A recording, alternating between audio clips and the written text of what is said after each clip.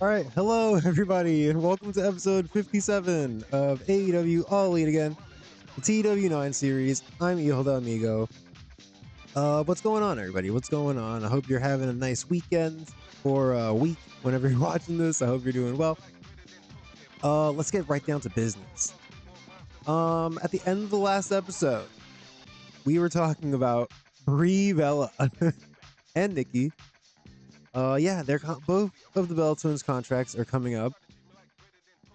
And I mean, Brie Bella 60 pop is like okay, but Nikki Bella, Nikki Bella's got like 80 pop throughout the entire U.S. So I really wanted to sign them. I was like, oh man, I'm gonna definitely sign them next episode. Um, since then I've had a week to think about this. I don't know if I actually want to do it. I look, they've got popularity, right? So what would I do? I would bring them in, maybe have them lose to like Trinity and Mickey James, maybe have Nikki Bella put over Hannah Kimura. But then after that, like, I don't really wanna have to book the Bella twins. No offense to them. I've got nothing against the Bella twins, but yeah, I just thought about it and I'm like they've got terrible stats. Um, yeah, I changed my mind. We're just not gonna sign them.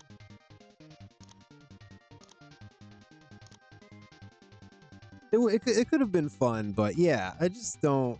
Yeah, the more I thought about it, the more I realized I was like, we've got plenty of women. Let's just build up the women we have. We don't need to just bring in anybody that's leaving WWE. Anyways, with that being said, or what? Why did I go to this? All right, I've got Collision in 2 days, so let's get going. Let's see. Yep, here's Nikki Bella. Yeah, again, super popular, but she's a little bit better than Brie, but she's still not like good. And yeah, as cool as it will be to have them jobs with people, I just don't really want to book them. Anyways, let's also take a look. Oh, Shayna Baszler. I'm kind of surprised her technical is not higher, and her menace is only 26. Yeah, I think I'm good on Shayna Baszler. All right. Anybody? Oh, CM Punk wrestled in CMLL. Oh, and Cody. What did they do?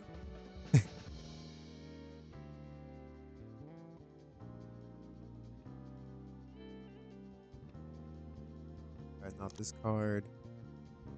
Awareness, maybe.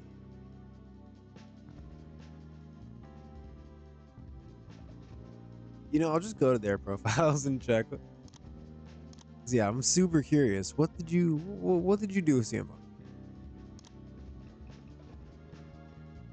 Punk? They just didn't book him. Okay,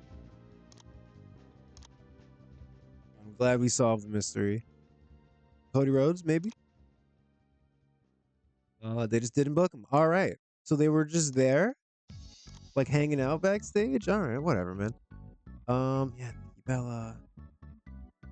Oh, Yuya Uemura, his dev contract coming. I mean, yeah, I would like to keep him. Oh, he's here on excursion. Well, all right then. Nothing we can do about that, I guess.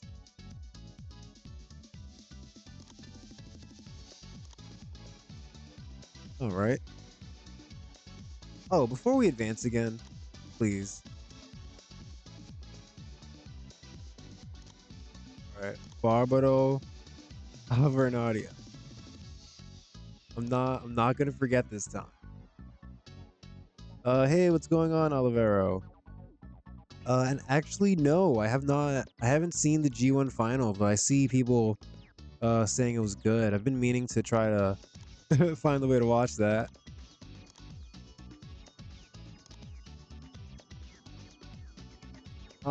Pretty much, yeah. Literally, the only G1 matches I did watch this year were I think it was Takashita versus Oiwa and Yuya Uemura versus Oscar.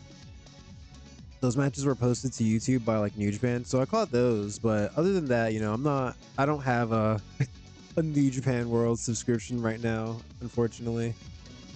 Oh, John Moxley heading to New Japan. All right, cool.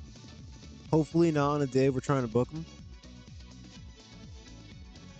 Corey Graves. Oh, he's pretty good. Huh. I think we're good. Yeah, the same thing I said about just signing any woman leaving WWE applies to Corey Graves. Also, aren't we trying to sign Dasha Fuentes? Oh, and man, I'm all over the place already. I forgot to mention, I gave out a couple of dev contracts. I decided to bring in the Renegade twins, or the Renegade sisters, and Joe Bailey. I forget what this guy's NXT name is, but yeah, he's like a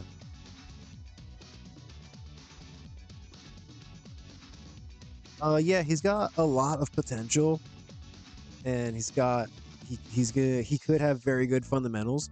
So, you know, I thought it wouldn't hurt to just have him in ROH gaining experience. You know, potentially we could maybe send him to All Japan.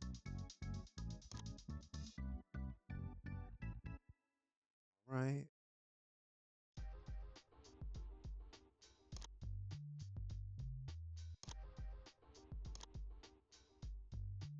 Okay, so here we are. Let me just double check. Oh, oh, oh, how did I forget? Davey Boy Smith. Yes, you too. You too. Man, thank God. Thank God for notes, man.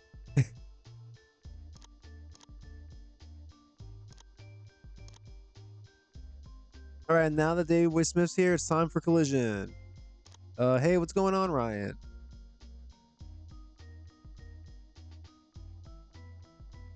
Hey, you're playing TEW for the first time in months? Hell yeah, man. All right. Hope you have fun. Let's see. It is March 8th. All right, where are we gonna go? Let's see.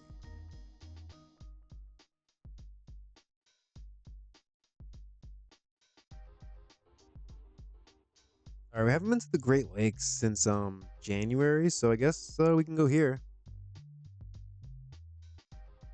We're gonna draw 13,000. It's kind of a lot.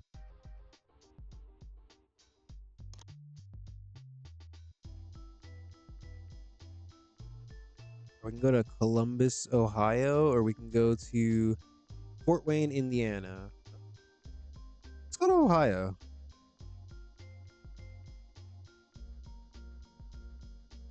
Oh, you're gonna do a TNA 2004 save? Ooh, that seems fun.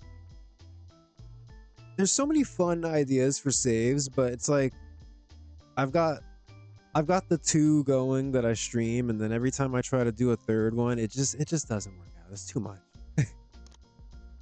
I've tried to I tried to start a WWF run. I tried to start a WCW run. I've tried to start many Seaverse saves, and I can't stick with it when I'm also doing these. I don't even know what we need. Like, give me a smorgasbord. Oh, all right. Near certainty. Let's get an angle. Ooh,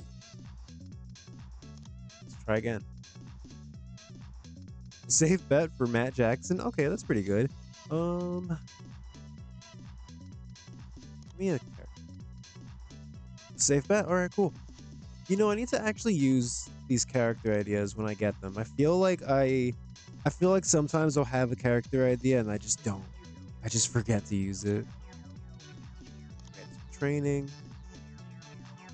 Oh, I thought it was saying they were dating, but Tom Lawler and Scarlett Bordeaux bonding recently. Scarlett Bordeaux, another woman just on the roster. We don't do anything with. We have to book her. Out Chili backstage, or came to me backstage with an angle idea. Okay. All right. All right, so in the last episode, I accidentally pulled a big fake out on you all. I said we were gonna do Kento Miyahara versus Barbaro Cavernario, and I forgot to borrow Barbaro Cavernario. But yeah, you see here, we did not make that mistake. We're gonna borrow the International Championship, and that is going to be the main event of Collision number 17. Yeah, it's a huge match, international match here. We got Kento Miyahara representing AEW and Japan, and Barbaro Cavernario representing CMLL and Mexico. Speaking of Barbaro Cavernario, they really had him beat Bandito, and then because I figured since he beat Bandito, I was like, oh, is he gonna get the next like ROH title shot? But then no, he just didn't. Let's give him like 18. Yeah, instead Nick Wayne got a title shot. All right, I'm yapping, but Kento Miyahara is gonna retain. Open match. We're gonna do clean. Do we have actually? Didn't we get a near certainty finish? Let's use it on this.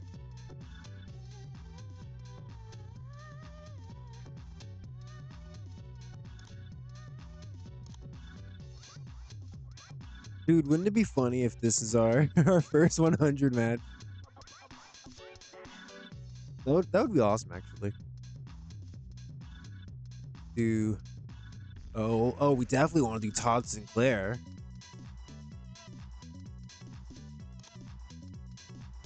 Whoops. Let me write the title in.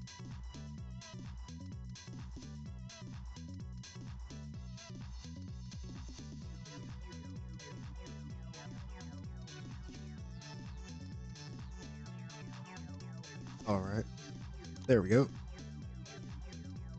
All right, and that's gonna be our main events. Let me see. What else do we have planned? Oh, right. We're gonna do Jon Moxley versus Davey Boy Smith, starting the show off. So this is likely to be a really good match right out the gate.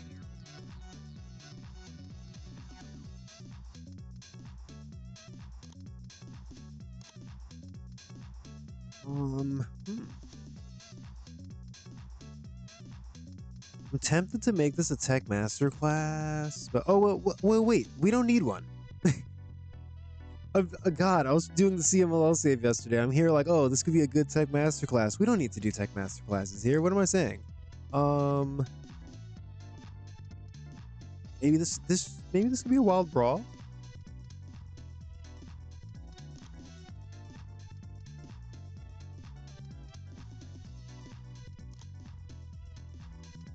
Oh yeah, it's gonna be a wild brawl.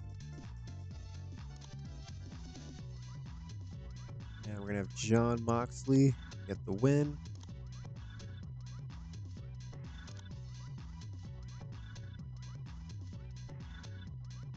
Here, let's do outside interference finish. Let's do Davey Boy Smith to be attacked by Pac.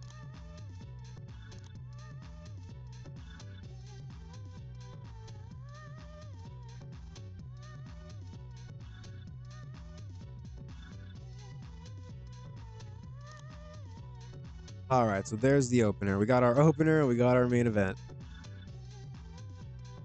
You're gonna bring in the Kings of Wrestling to TNA. I always thought to myself, why did they never why did no either WWE or TNA not bring them in as a tag team? They were so good. Like I was at the ROH show where they wrestled the Motor City Machine Guns, and to this day, easily one of like the top 2 or 3 best matches I've ever seen in my life live. Just incredible match. They were such a good team. I don't know why TNA didn't bring them in. I also always thought TNA should have brought in Necro Butcher. But I mean, I guess they had Abyss, right? So maybe they didn't need him. Anyways, Best Friends versus FTR. Dude, Abyss versus Necro Butcher in TNA though? Oh my god, what could have been?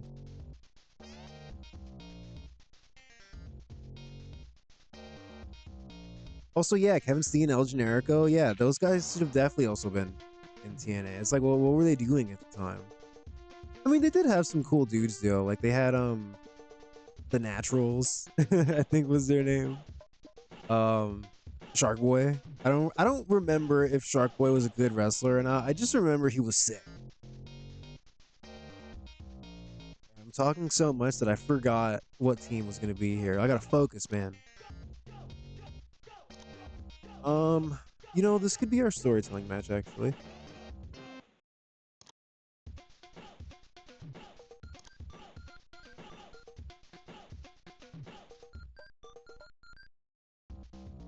And actually,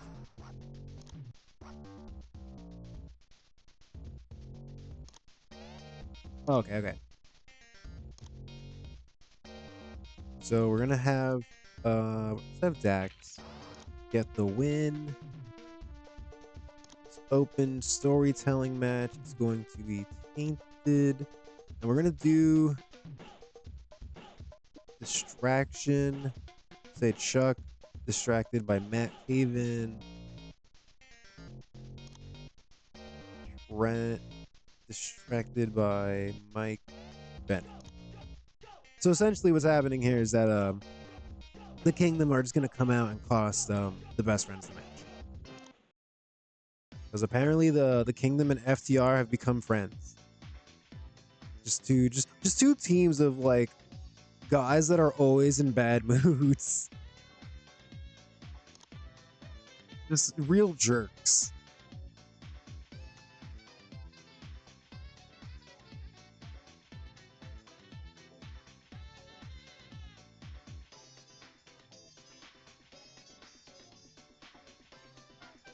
All right, next up, let's do. In the last episode, I just decided to call up Lady Maravilla from Dev. So yeah, we're kind of just building her up on Collision. Let's see who she can wrestle tonight.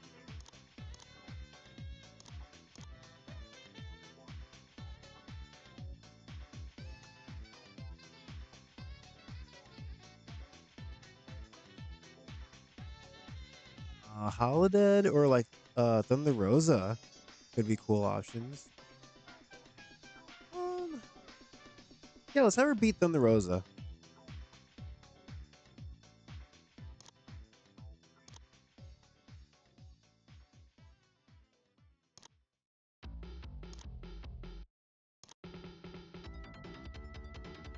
Just gonna do a straight up clean win.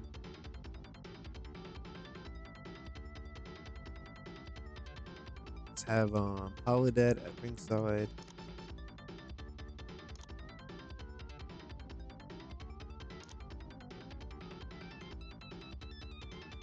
All right. And we need at least one more match, I would say. I don't think I planned one, but we could definitely figure out. Yeah, we need to steal the show. We could definitely figure that out. We've got, yeah, we've got plenty of guys to do that.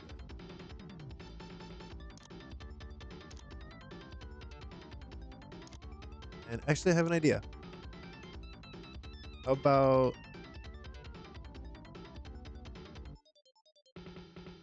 Right, hold on. There we go. Four-way singles. I was not reading. I was just hitting down. All right, four-way cruiserweight steal the show. Let's do Mike Bailey, who yeah, Mike Bailey. He's got a little bit of popularity, and he is good. But yeah, as you can see here, he's got cool momentum. So actually, as a matter of fact, let's this is not the right screen to do this. I don't know. We're gonna book the match and we're gonna give him that character idea we had. All right, so this is gonna be four-way cruiserweight match. Let's also throw in Darby because he's really good, and let's get two heels.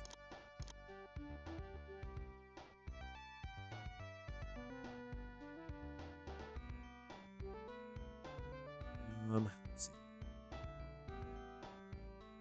How over is Jack Evans? Not Gary. I don't know. Let's get Jack Evans in. And one.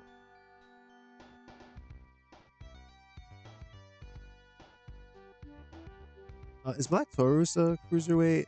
Yes, he is. Although he's got cool momentum, and I'm not gonna have him win, so maybe not him. What about Demonic Flamita? Also cool.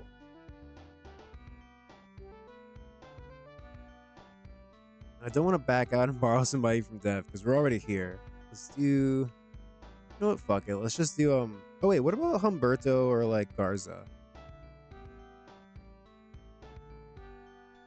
Let's do Humberto. Rare appearance. If you have two unimportant, I think it will still yell at you if it's a B show, but I'm not 100% sure.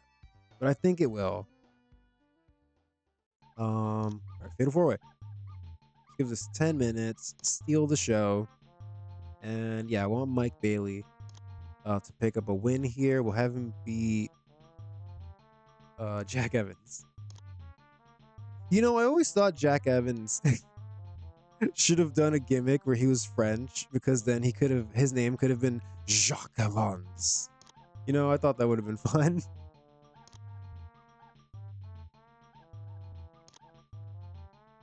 You know, get me in AEW. I've got the storylines. I've got the ideas. What if Jack Evans was French?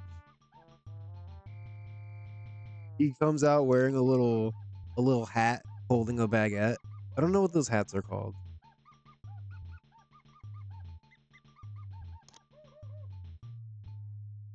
All right, so those are our matches on tonight's show. Now we need to fill this baby out with some promos and segments. And actually, yeah, we have a big one that's going to come after the main event. I don't think I wrote this down.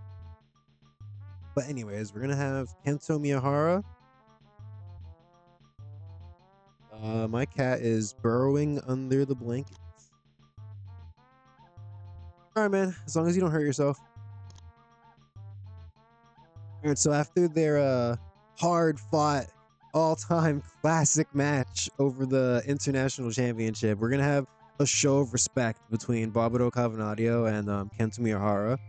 They're just going to be in the ring, like, you know, maybe Barbaro Cavernario is going to raise Kento's hand after he beat him, and he's going to point at him, and then they're going to shake hands, and it's going to, like, kind of show respect. Let's see, what will this be? Call this series.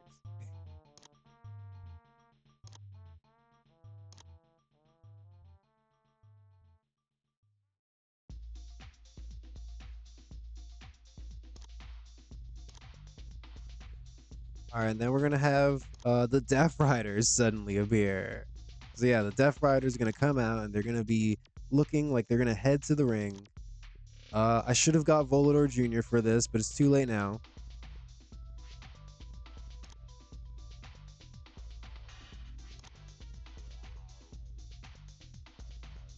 All right, but yeah, so they're basically coming down. We were supposed to have Volador Jr. for this also, but I just completely forgot. But yeah, they're coming down to the ring. Kento and Barbaro Cavernario are in the ring, kind of getting ready to square up to defend themselves as these guys are slowly kind of surrounding. All right, now we're going to do...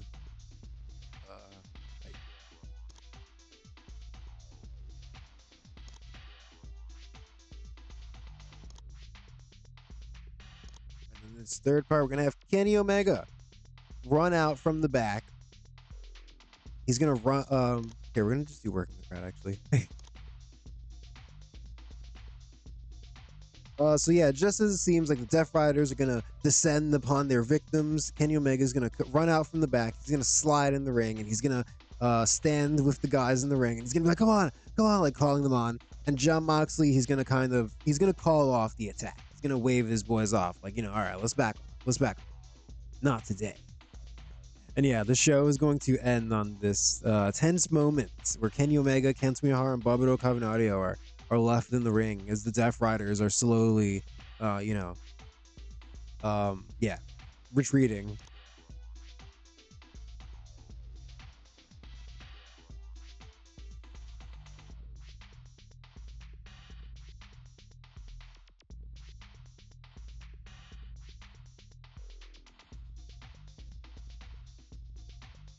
And that's how we're going to end the show. We use an angle like this because this is a lot of We have a near certainty for Kento Miyahara? Hell yeah. Alright, so this is just a lot of segments of just straight working the crowd.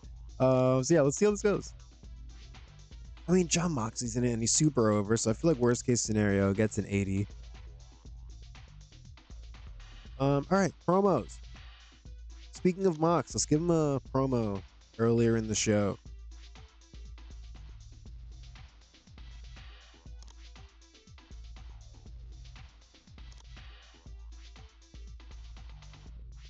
Alright, so I can't remember if we had I know we booked a backstage interaction with Kento Miyahara and Kenny Omega where they kind of just ran into each other backstage, and Kenny said that he was a big fan of Kento and he would love to wrestle him one day.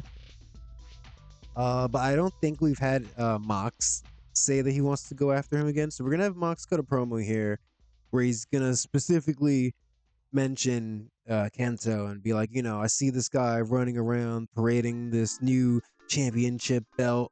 But you know, if my memory serves me correct, the two times that we squared off one-on-one in the ring, I was the one who came out victorious. So maybe if I want to be the best in the world, I should go beat him a third time and take that belt away from him.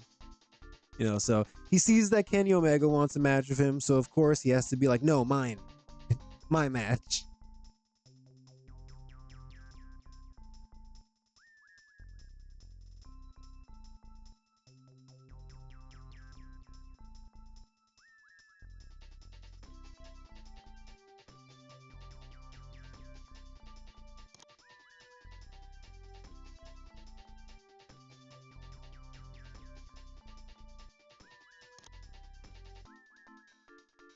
All right, there we go.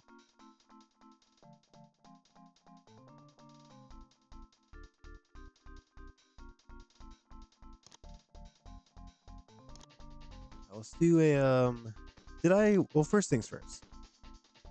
Okay, we're gonna turn this into a storyline.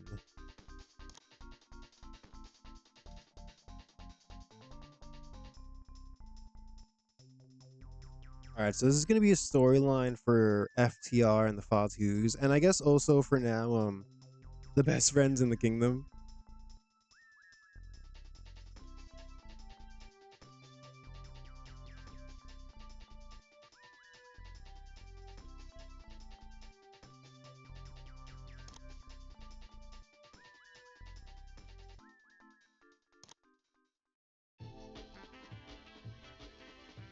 Okay.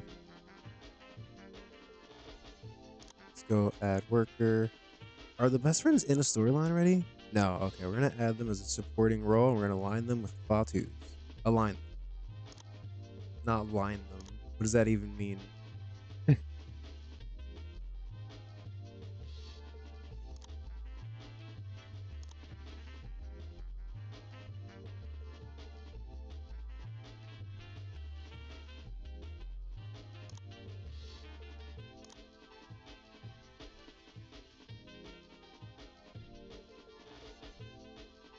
Where's Catch? Oh wait, no, we're looking for Mike. Whoops, yeah, Mike, we already did. Yeah. All right. All right, so let's see who most recently in this storyline cut a promo. Oh, we had a best friends Fatu Yeet segment. They didn't even have a match. They just only all they did was show up on Dark to yeet.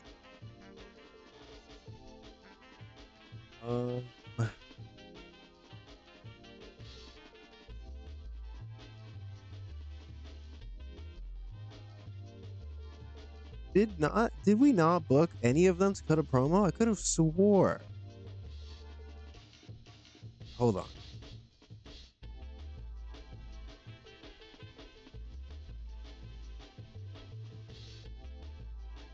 Oh, we had the Kingdom cut a promo, but it was on Dark. Okay. All right, so you know what? We're just gonna have FTR cut a promo trashing the Fatus.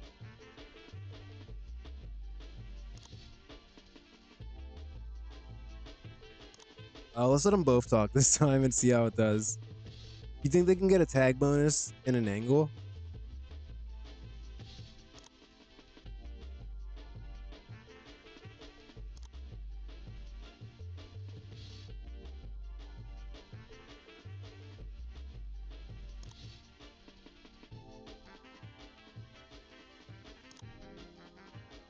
Let's call this character development.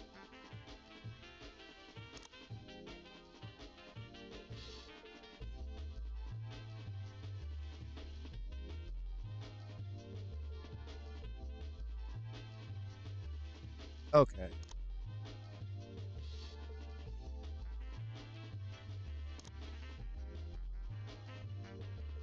All right. All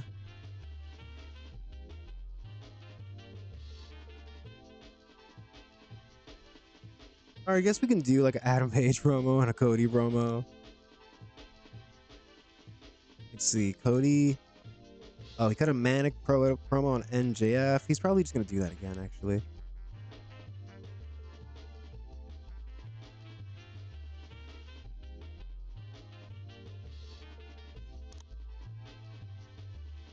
Actually, you know what? I have an idea. Let's do this. Because yeah, I'm planning on Dynamite doing Adam Page versus Jeff Cobb. So let's just do like an angle where maybe we're doing a backstage interview with Hangman, and let's just have Cody show up and be crazy now that he doesn't have the championship. All right, so it's Adam Page and Renee Paquette.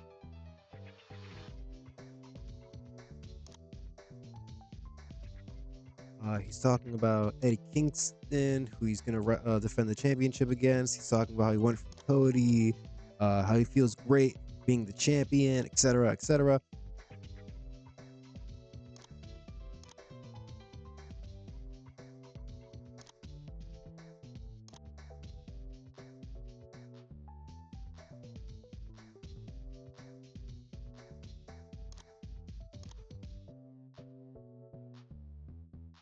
And then here comes Crazy Cody. Crazy Cody's just gonna come and he's just gonna be like, yeah, Adam Page, do you like being the champion? Yeah, do you think it's easy being the top guy? And do you think it's easy to carry the weight of the whole company on your back? And he's just kind of spazzing out. And Adam Page and Renee Paquette are just there like, whoa, dude. And then yeah, I guess Adam Page would have to get in his face and fire back something at him, and then Cody storms off, and that's the end of the segment. Let's put these guys in the background too.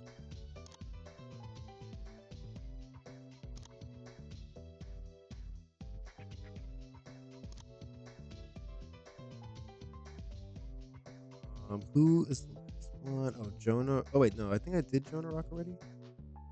Okay, no, it was Jonah Rock.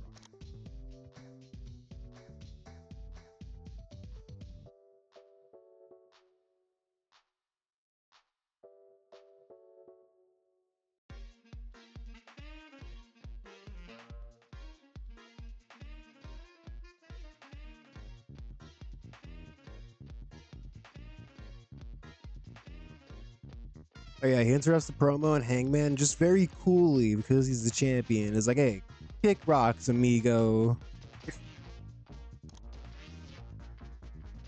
This is gonna be maybe like let's have this be like right after the opening match, actually. Damn, what are we gonna put before the main event though?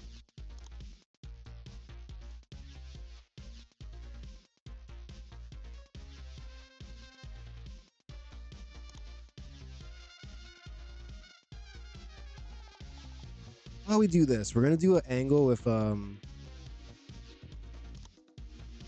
Miyahara and Kenny Omega once again. Let's just have Kento talk. Whatever, man. He's a big boy. He's the champion. He can figure it out.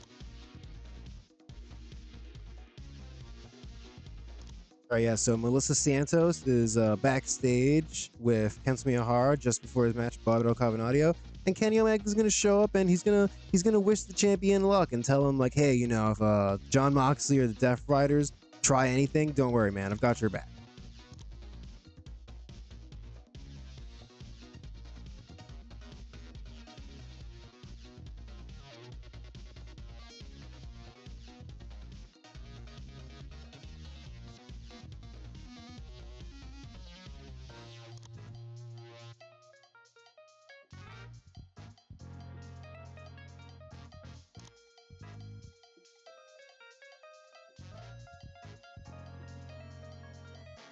You know what? Actually, I want to book an angle here.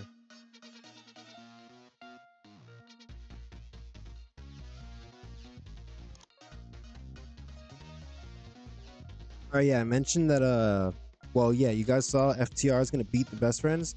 After the match, we're gonna have FTR and the best friends both like hit their tag moves on best friends again.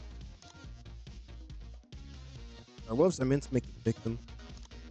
So yeah, best friends are gonna get beaten down, and we're gonna have the Fatus run out there to make the save.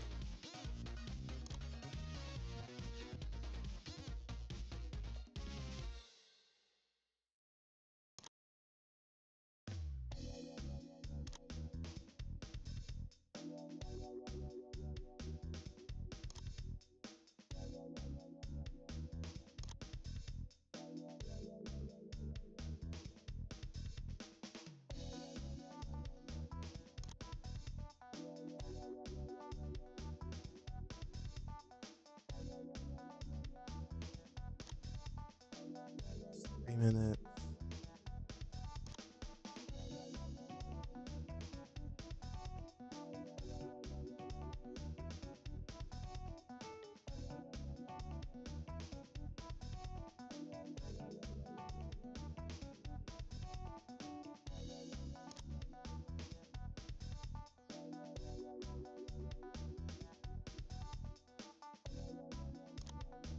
So let me go my notes again. When are we doing?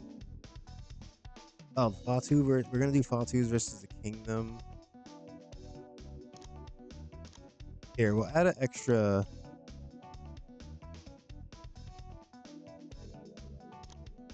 We'll add a second part to this and let the Fatus cut a quick promo.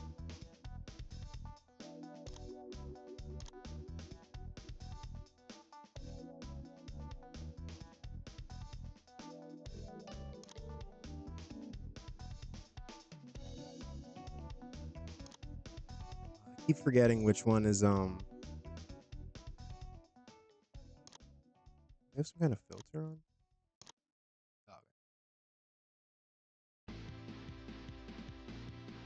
Oh no, it's Joshua who we let cut the promos, right?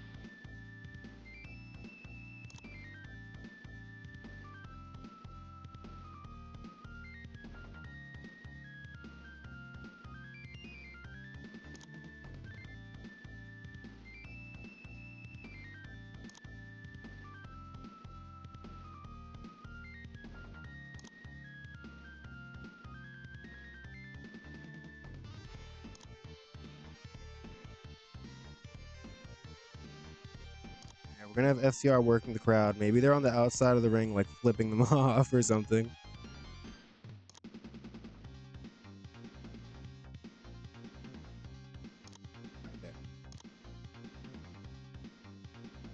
All right, we need 10 more minutes. Let's see. Oh, we need to progress the women's storylines.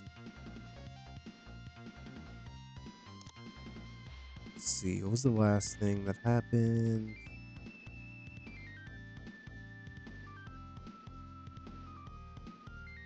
Oh yeah, we just did the championship celebration interrupted by Trinity.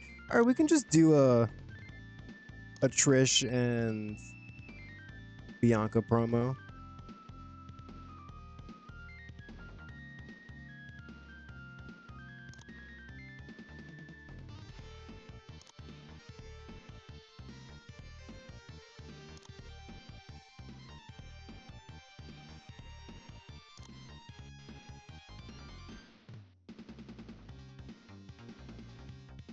Yeah, so this is gonna be Bianca Belair and Trish kind of doing the same exact thing we have FTR doing. They're just going to be trashing Trinity and Mickey James.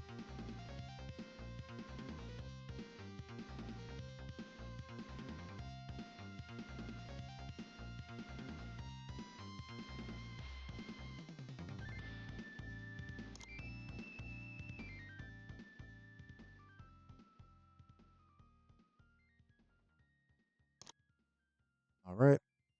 We still need 6 more minutes. Okay.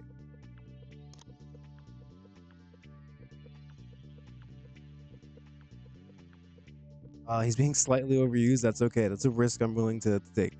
For Barbaro Cavernario, we'll risk it all. We'll risk everything.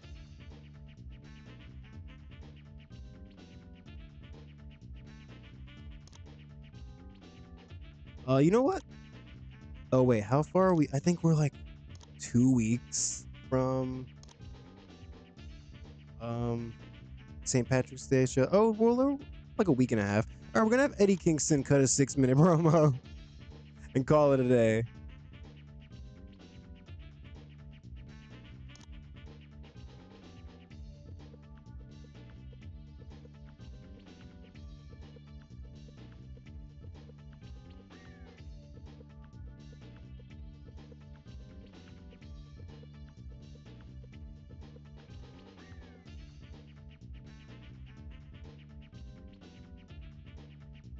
All right, so this is just 6 minutes of Eddie Kingston just doing what Eddie Kingston does, just making people like sympathize with him.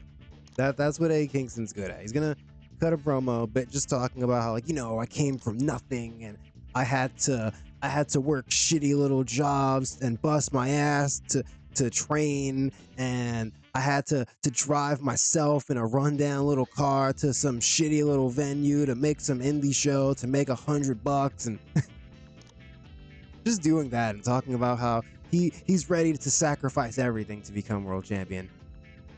And we're gonna throw Cody Rhodes in here too, because this is gonna come obviously after the segment with Cody and Adam Page. So Eddie Kingston's gonna say, you know, no matter what, whether Cody Rhodes wants to show his face and get involved in her match, whether Adam Page is wrestling the match of his life, it doesn't matter. I'm gonna do whatever I can do to come out as champion.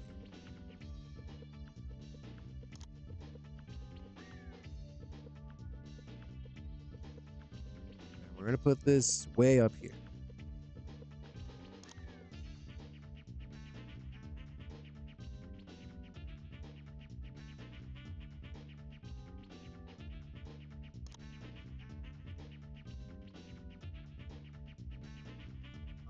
What is Bryan Danielson do? Well, Bryan Danielson's gonna wrestle on the next show. All right, we're gonna have Bryan Danielson cut a promo too.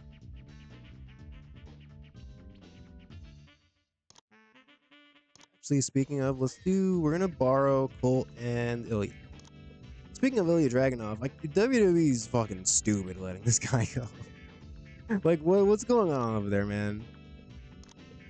They're letting go of good and popular wrestlers, or like they don't book someone for 6 months and then when they release them, they go, oh, you know, well, they never really got over with the crowd, and it's just like, you didn't book them. It's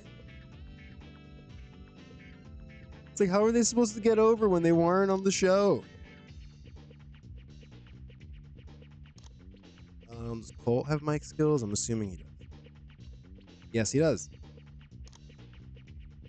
All right, yeah. So we did Colt Cabana versus Minoru Suzuki on Dark, and it was a really good match. So that gave me the idea.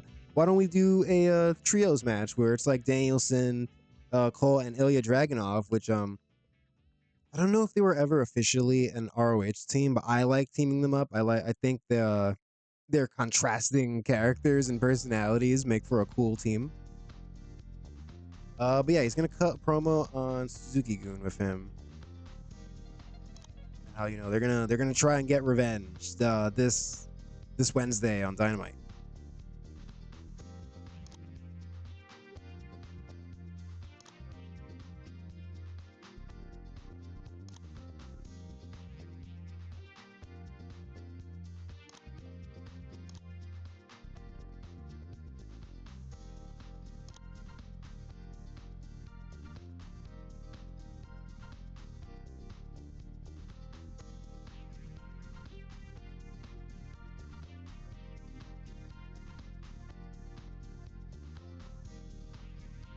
Yeah, Colt Cabana not banned from Collision in my universe.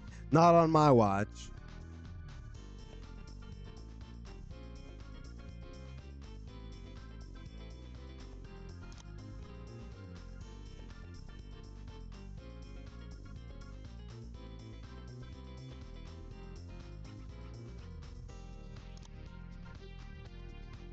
Okay,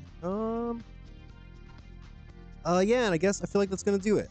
Actually, you know what? We haven't done anything with Andrade on the show in a while. But damn, well, you know what? I'm not sure what he's gonna be doing. Let's just leave him off the show. I was gonna give him a promo just to get him like on the show for once, but it doesn't make sense to have him cut a promo if we're not doing anything for him right now, right? So here we go. 118 minutes. Kento Miyahara versus Barbaro Cavernario in the main event.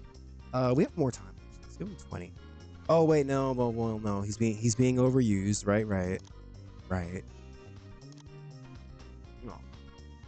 All right, well, here's our show. We've got some good matches. I have a feeling some of these angles are going to be pretty good too. So I've got high hopes for this show. I'm gonna guess high and guess like an 87. 87. That might be too high, but I'm optimistic. I think Best Friends and FTR low key is gonna be a banger. I'm hoping I know it's a storytelling match, but I'm hoping. And yeah, I think this main event it should be good. So yeah, is there anybody we want to book on the undercard? Or I mean pre-show?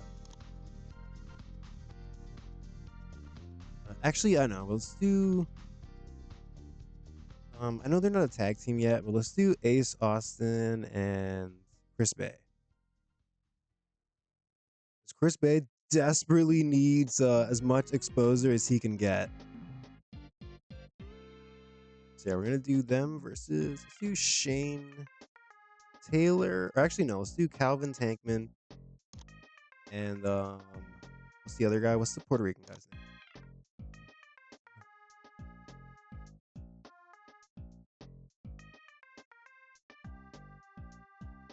Who is the third member of this group?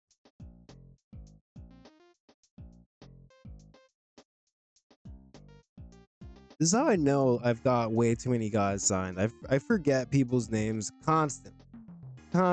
It's embarrassing.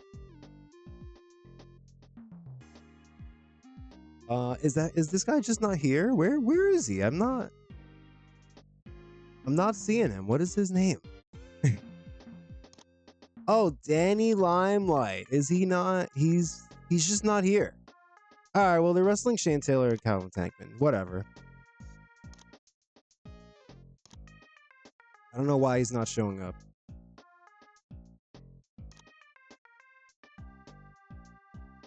Ace Austin, Chris Bay.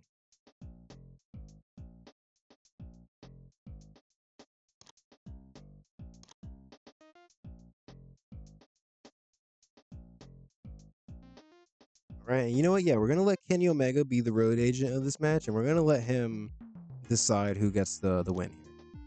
But let's do an open match. Let's see what happens. All right, there we go. That's our episode of Collision. I already guessed an 87. Let's see how we do. All right, pre-show match gets a 62. Chris Bay was off his game, but he got a 42, so that's not terrible. Oh, and they have great chemistry when teaming together. Damn, it's fate. It's fated. Ooh, Calvin Tankman got a 63. Wow, he's really coming along. All right. All right, shout out to Super Delphin. All right, we're getting this episode off to a hot start. Jon Moxley defeats Davey Boy Smith in a wild brawl. Got an 82. Good match. Also, I would like to remind everyone that Davey Boy Smith, former opponent of Kento Miyahara back in the International Championship tournament. So yeah, there's a tie-in here.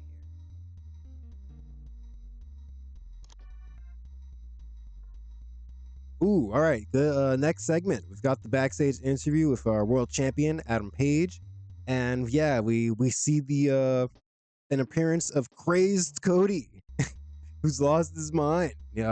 Adam Page, though, unfazed. He refuses to be intimidated now by the former champ. So yeah, this did really good. 89. Hell yeah, man. Unfortunately, this Bianca Belair and Trish promo, not quite as good. Getting a 66, not the worst.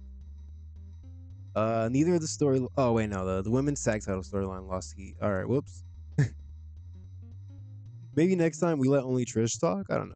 We'll try that.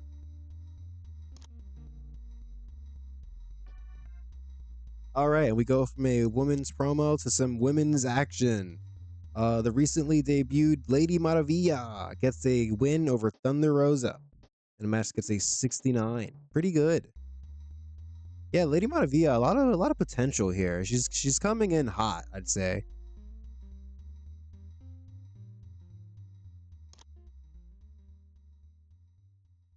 All right, next we got a backstage 3-minute promo from Jon Moxley, making his intentions very clear, specifically talking about Kento Miyahara and how he wants to go after him for that international championship. All right, 75.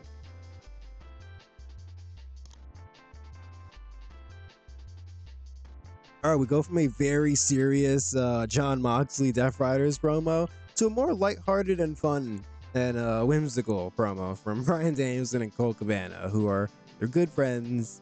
Bryan Danielson saw Colt Cabana lose to Minoru Suzuki on Dark. He saw Suzuki-gun get involved, and he gave him a call. He was like, "Hey man, show up to Collision. Let's hang out." All right, 75.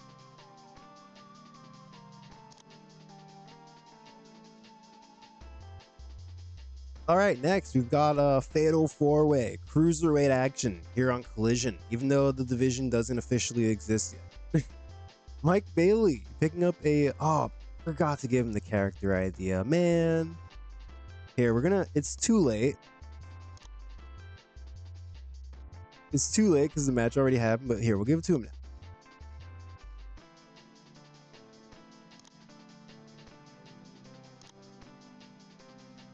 All right, better late than never, right? Mike Bailey picks up a win in a fatal 4-way, 78. All right, let's continue the show.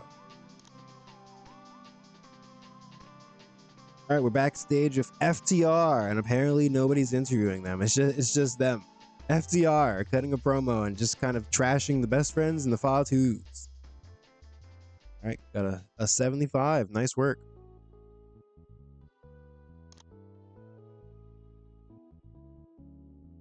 All right, best friends, FTR defeating the best friends in just over 15 minutes of a handful of tights in our storytelling match. They got a 79.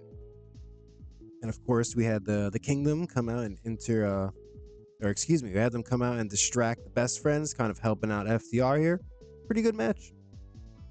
Probably would have been better if it wasn't a storytelling match, but 79, still pretty good. Still good for it, especially considering that it was a storytelling match.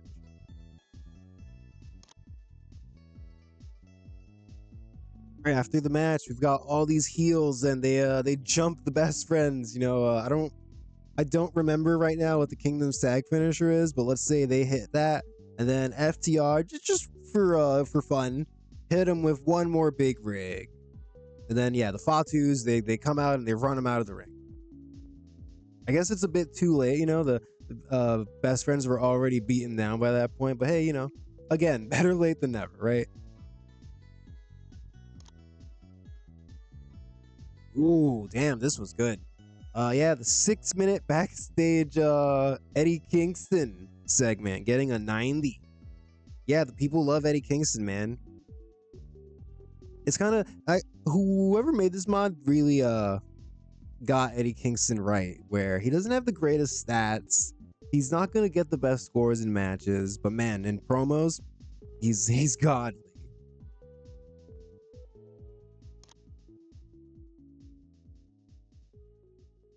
All right, after that, we've got a just before Kento Miyahara heads out for the main event, we've got him running into Kenny Omega again and being wished good luck. Say 64. All right. All right, well, it's finally time for the main event. It's finally time for Barbaro Cavernario to get his promised international championship shot. Let's see what happens. Hey, all right, a 90. Wow, huge match. Kento Miyahara defends the AEW International Championship against a very game Barbaro Cavernario in a fantastic match. Creative finish was a success. Everything went well. Yeah. All right. Everybody who wanted Barbaro Cavernario to get this match, you guys were right. You guys were right. He's good. He's good. To be fair, Kento Miyahara. Yeah, but anyways, Barbaro Cavernario, the star of the show. He's definitely going to be on the icon of this episode. I might just name the episode Barbaro Cavernario. All right, and then we close out the show with some drama after the match. The Death Riders come out and try to intimidate Kento Miyahara and Barbaro Cavernario, and we're most likely going to attack them before Kenny Omega runs out there, evens up the odds a little bit, causing the Death Riders to rethink and to back off. Oh shit, 88. Hell yeah. All right. I guess an 87, and I thought that was pretty high, but no, I guess not. We had the 89 promo from Adam Page and Cody. We had the 90 promo from Eddie Kingston, and yeah, of course, the main event. Great show. All right, we made some money. We gained popularity in the Maritimes. All right, very important. Okay, let's see.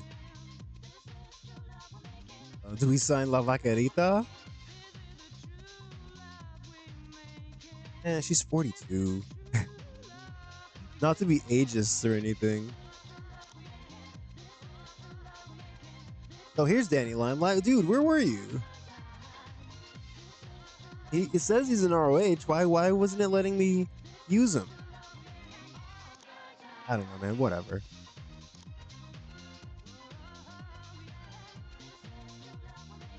Right, Barbaro Cavernario gone, but not for long. He will be back. All right, Danny Limelight heading to Beyond. David Boy Smith, thank you for your services. Kevin Knight now available in new work areas. Okay. Priscilla Kelly on maternity leave. Do I have her on the short list? I do. She's not that good. I think I shortlisted her because I was thinking about having her come in and be a part of Jimmy Jacobs' group, but yeah, we ended up not doing that.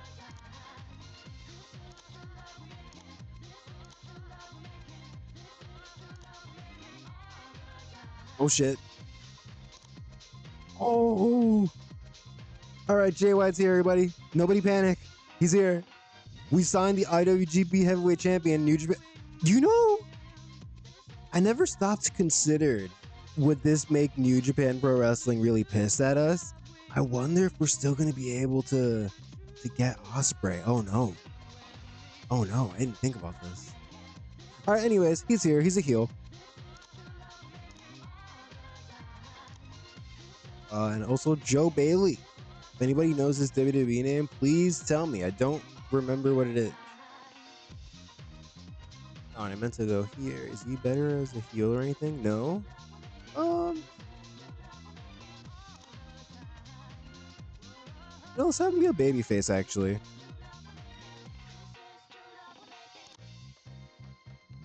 And Charlotte Renegades here. Cool. And Dasha Gonzalez, she's still holding out though. She's not gonna just sign willy-nilly like some IWGP Heavyweight Champion Jay White. No. This lady plays hardball. Plays hard to get. Let's see. How did Raw do? 76. Psh. Seth Rollins defeated Oni Lorcan, got an 88. Oni Lorcan got an 80? What? I've shortlisted him? Why? Oh, he's over. That's why. Yeah. Damn. All right, mod makers really like Oni Lorcan. I mean, yeah, it's cool.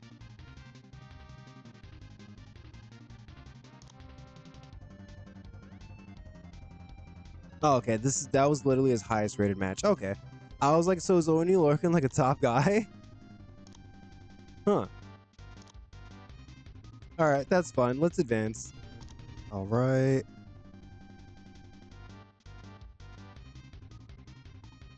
WWE strike deal with Chris Hemsworth. All right, that's interesting. Oh, he's gonna come out by WrestleMania. That's pretty funny.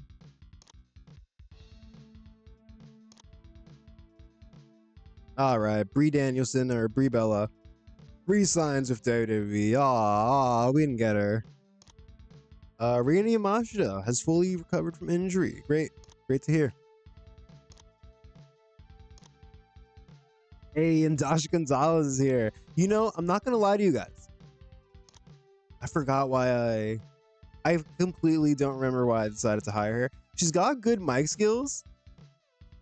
And I mean, she's pretty over. I remember saying she could manage somebody, but I don't remember who that person is.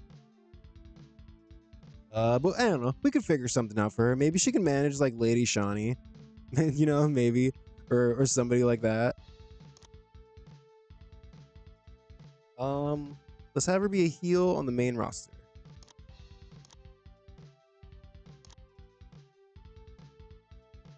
All right. So let's see. Oh, I completely forgot about this. I was gonna give the Young Bucks and CM Punk a month off. Let me see something. All right, so our big St. Patrick's Day show is on the 17th, and then I decided that on April 14th we're going to be doing AEW Dynamite London Calling. So this is going to be our London debut. We're probably going to also do Collision in the British Isles that week too. So yeah, it's going to be a big show coming up after the St. Patrick's Day show. Shoot, if I give them a month off, they won't be back until the Collision before that Dynamite, and I kind of wanted them to return the week before. So I don't know. I guess I'm just gonna have to not book them for a while. CM Punk, on the other hand, I'm not even sure what the plan is for him, so I think I'm just gonna give him a month off.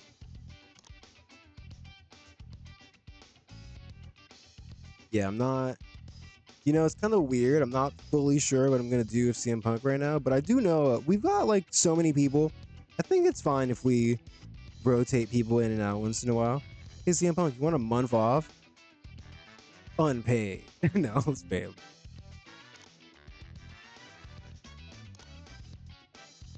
All right, cool.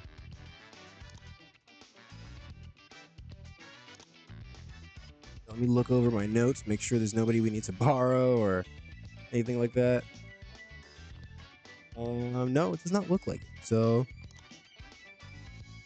I guess that means it's time for Dynamite. Or yeah, Dynamite.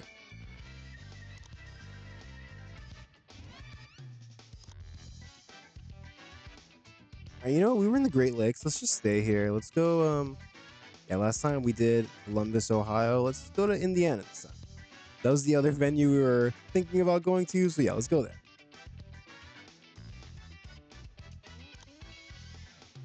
All right. First, let's try for an angle. Safe bet for Bryan Danielson. Okay, that's pretty useful. How about a character idea? Big gamble. All right. How about another character idea? A safe bet. All right. All right. There we go.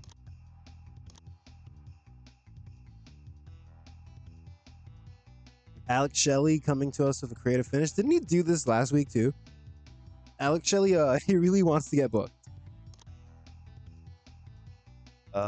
Joshua Fatu and Brody Lee hanging out. All right, that's fun. New members of the Dark Order. The Yeet Order.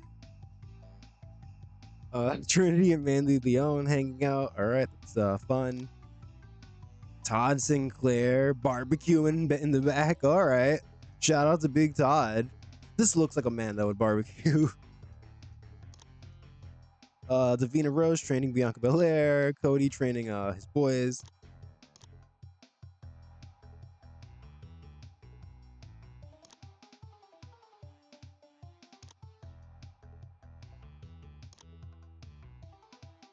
All right, here we go. Welcome to Dynamite. In our main event, the world champion Adam Page is going to be in non-title action, taking on Jeff Cobb. So yeah, Jeff Cobb, normally just security for Cody Rhodes. I was gonna say for MJF and Cody Rhodes, but I guess now it's just Cody. But yeah, he's gonna step into the ring and he's gonna show us why exactly. He's gonna show us how he got the job in the first place. Gonna do 16 minutes, and I mean, of course, the world champion's gonna win. Come on, clean win. We're gonna do Tom Lawler at ringside. I like to think of Tom Lawler as like the head security guy, you know, like the other ones are all a bit bigger than him, but he strikes me as the most charismatic one, the one that would have the most personality. So yeah, he's kind of the lead security.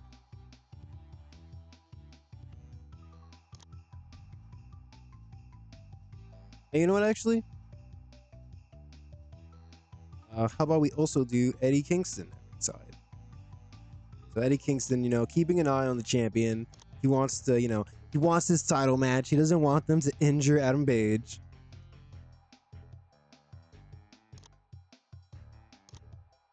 All right. All right. 1 second.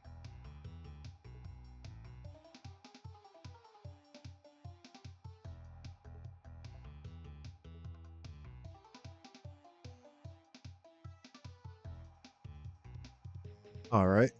Quick interruption. Ooh, all right, next up, let's do Trinity in a singles match. Let's try and find somebody Trinity has not wrestled. I feel like we've mostly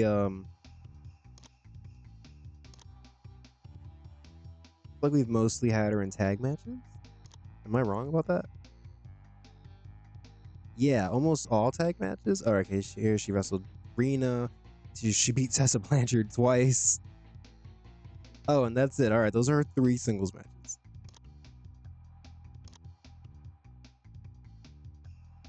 All right, how about we do Trinity versus, let's do Mia Yim. I think this could be a good match. Give him 13. Trinity going to win. Open. Should this be storytelling? Maybe not.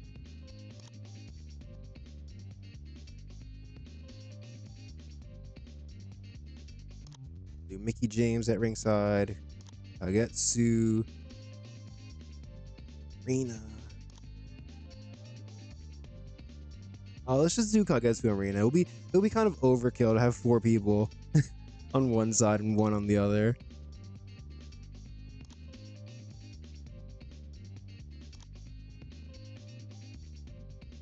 All right, next, let's he's one part of the 6-man tag championships or tag champs. Colt Cabana and Ilya Dragunov.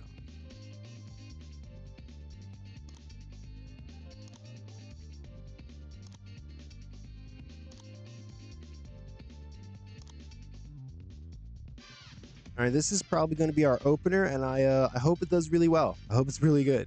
We got Bryan Danielson. We got the unsung hero of ROH, Colt Cabana, and we got Ilya Dragunov. All right, and they're going to take on Lance Archer, James Storm, and Bobby Roode.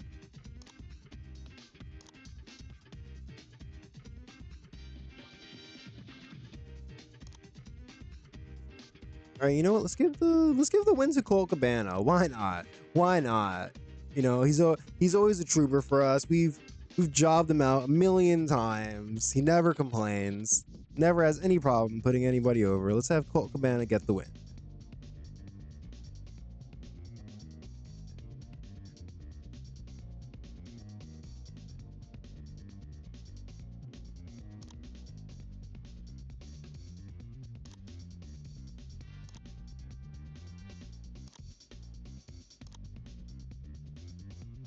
Oh damn, he's trying to both wrestle and road agent in the match. What a guy, man. What a guy, Colt Cabana. Trying to do it all.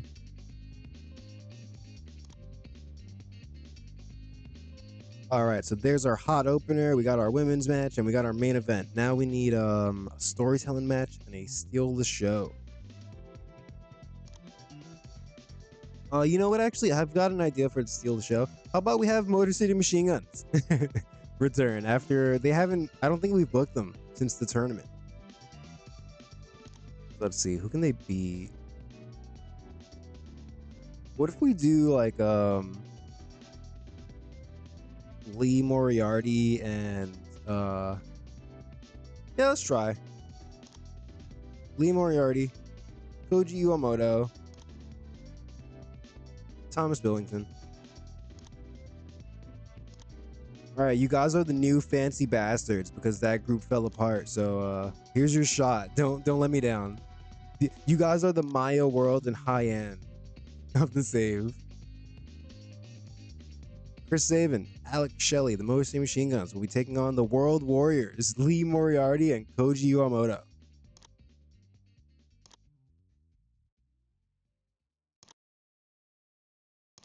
All right, 13, steal the show. We're gonna have Alex Shelley get the win. Open match, clean win. Let's get the other warrior, Thomas Billington, young Thomas Billington out there at ringside. The young bulldog. Let's see.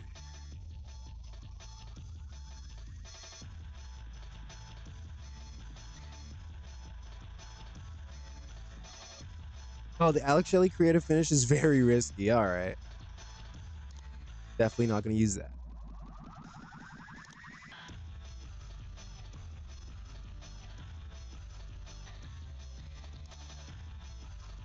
Actually, you know what? No, let's do this a little lower. That's pretty funny. I came to the screen to see if it was going to tell us that Lee Moriarty and Koji Iwamoto are being overused, but no, just James Storm. Just too much James Storm.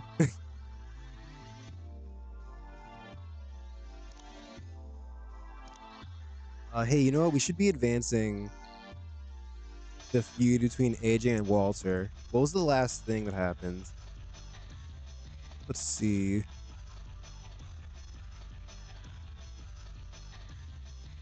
All right, we had after the pay-per-view, we had AJ Styles cut a promo.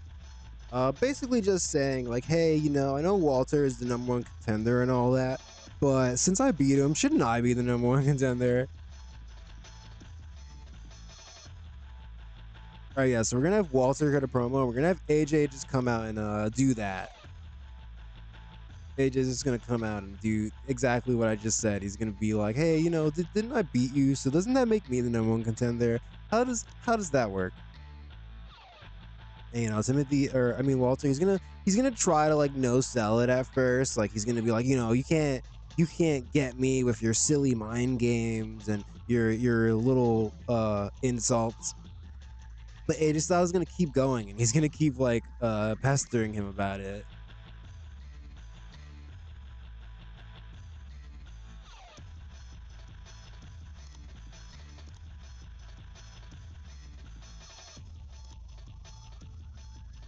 All right, so first part, Walter cutting a promo about how whether Adam Page defends the championship successfully or not, I know that when I make it to Double or Nothing, I will be walking out with the championship. Then yeah, we're gonna send out AJ Styles, excuse me. And yeah, he's gonna do his whole spiel.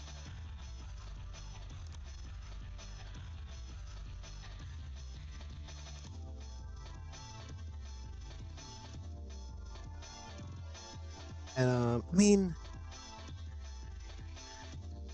Oh, well, yeah, that show's literally next week, actually. So you know what? Scratch what I just said. Adam or AJ Styles, he is gonna do that, but he's gonna fully goad him into accepting the match. Maybe he calls him a coward and says, like, you know, you call yourself a real competitor and you want to leave our series tied at one each. Like, what kind of man are you? And he's gonna get the crowd to start chanting coward at Walter. And Walter's gonna snap and he's gonna be like, I am no coward. Yeah, he's gonna agree to wrestle him next week with the condition being that if AJ Styles wins, he gets the shot at Double or Nothing.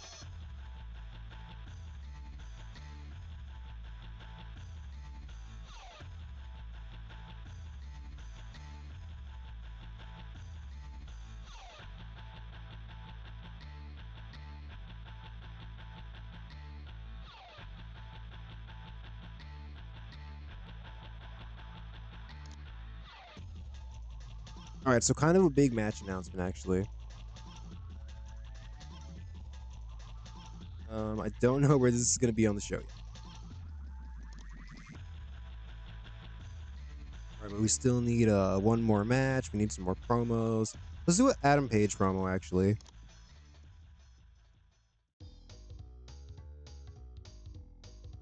Okay, we're gonna give him 6 minutes in the ring.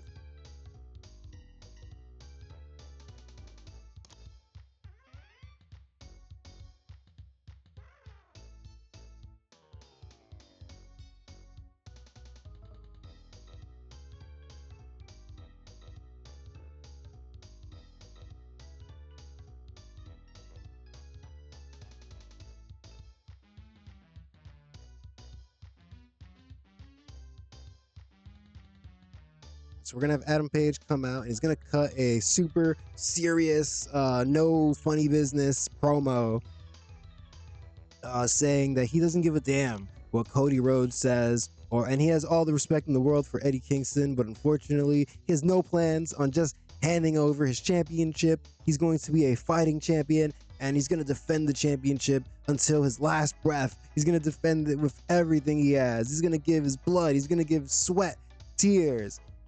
If he has to walk through literal fire, he's going to do it. Nobody can take this championship from him.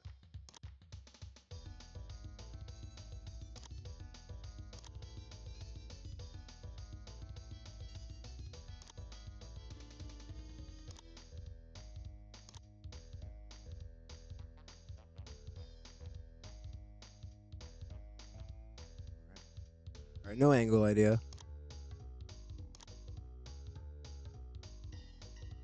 Yeah, that's gonna open the show.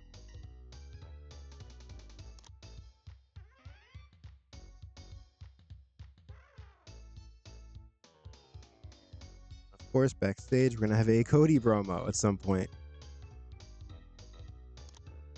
It's gonna be Cody talking to Melissa Santos. And yeah, you know, you guys know the deal already. Cody snapped. He's crazy. He's just kind of pulling his hair and grumbling and saying things like, this championship should be mine. Hangman Page doesn't deserve the championship. he's mankind for some reason. He's pulling his hair. Let's see. Jeff Cobb, Josh Alexander, Jonah Rock, Tom Lawler.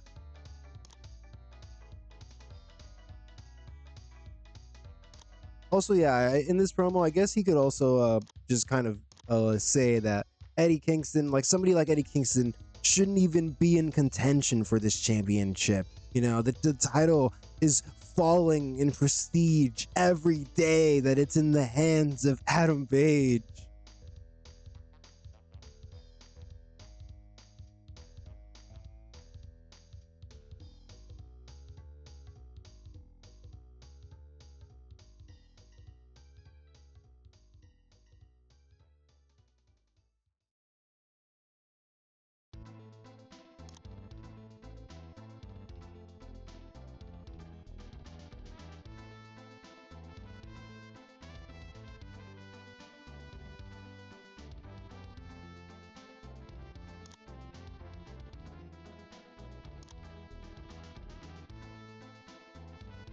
3-minute Motor City Machine Gun promo after their match. I was thinking about, I think what we're going to do here for this storyline is we're just going to have Motor City Machine Gun on the show, like wrestling matches and cutting promos.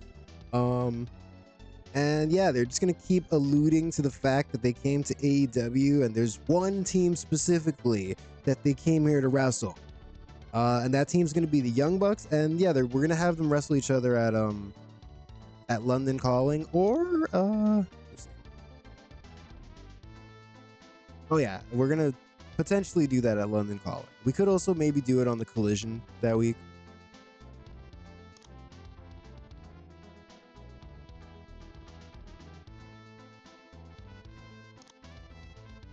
We should also make this a storyline.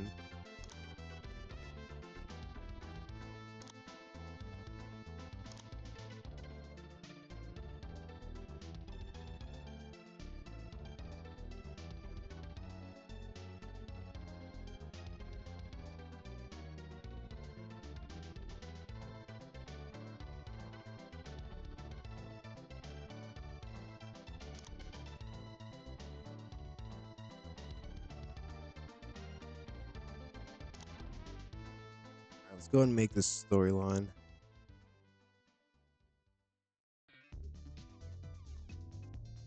Oh, there we go. AEW tag titles. I was looking for that. Okay, the Young Bucks are not in this. Okay.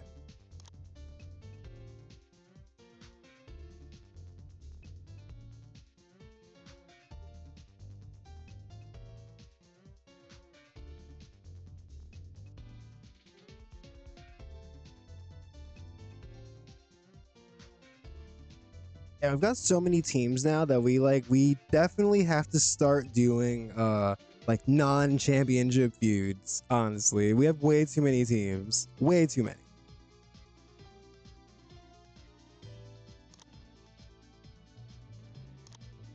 And you know what? It's a good thing we didn't give the Young Bucks the night off because we're gonna cheat. We're gonna cheat and we're just gonna put them at ringside. I don't. Storyline wise, I don't imagine them actually being ringside for this match, but I want the match to affect the storyline. I don't know how good the promo is going to be. All right, so we got 32 more minutes to go. And we can definitely fit one more match on this show.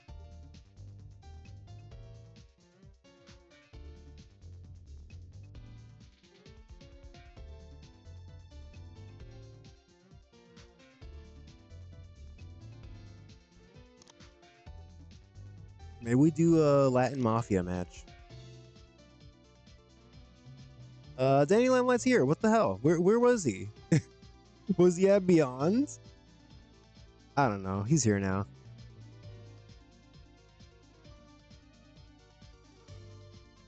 All right, Latin Mafia time. Let's bring in Wheeler. Let's bring in Fuego.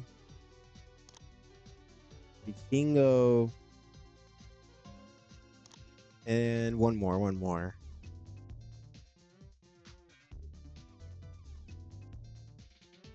Latigo is a heel.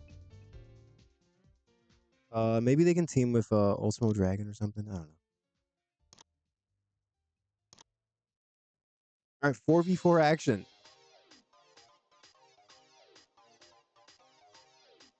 Do we put Andrade in this? I feel like Andrade needs something, like he needs something specifically to do. So I'm not gonna just throw him in this match, if that makes sense. But we're gonna do let's do Black Taurus, Penta, Garza, and Humberto. Right, and they're gonna take on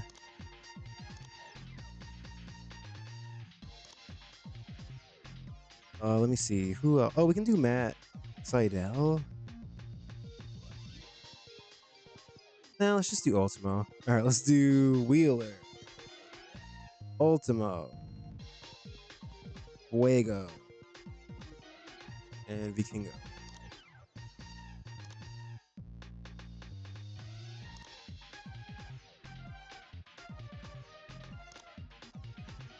Once again, we're gonna have Penta get the win. I believe he pinned Fuego last time, so let's have him beat Vikingo. Cause yeah, we did Taurus and Penta versus Fuego and Vikingo before.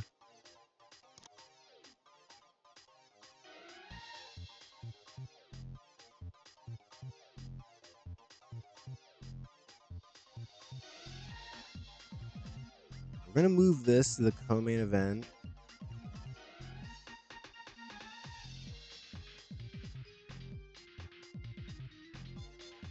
We're gonna swap these.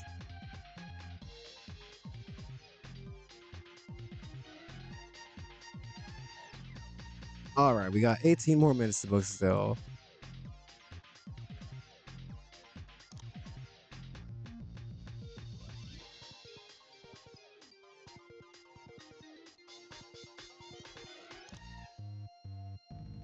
Let's have Zack Sabre Jr. and Minoru Suzuki backstage.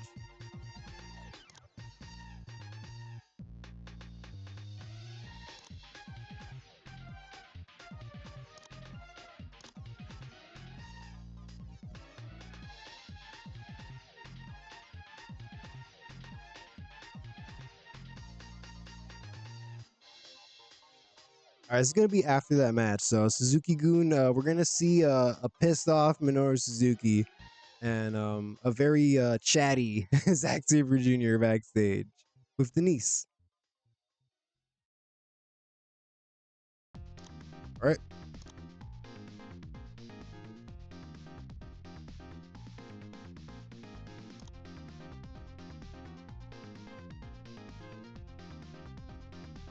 I like this Cody thing should be higher on the show. Maybe we do it like maybe we just do this right before the main event.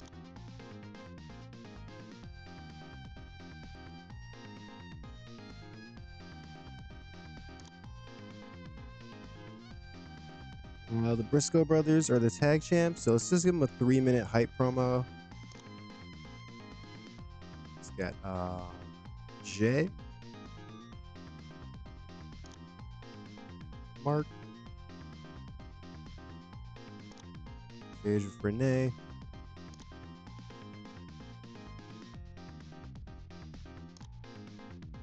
and yeah, they're going to be talking about their upcoming title challengers at St. Patrick's Day Showdown, Penta and Black Taurus.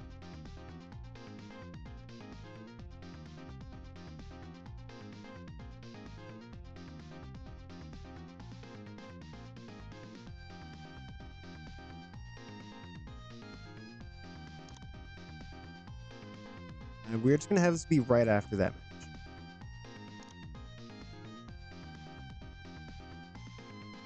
All right, we still need 12 more minutes. Jesus.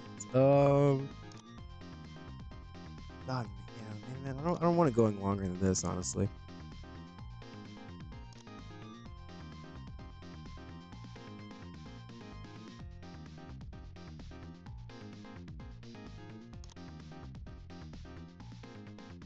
Let's get a promo from Trinity and Mickie James. Obviously, they're talking about Bianca and Trish. And this is a perfect time for an RJ City appearance. Right.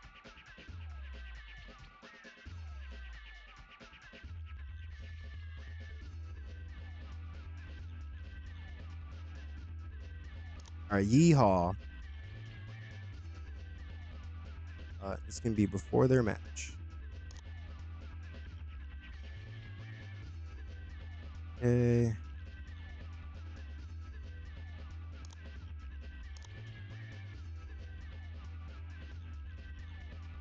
Oh, we need to follow up the Death Rider stuff with Kento. How could I forget?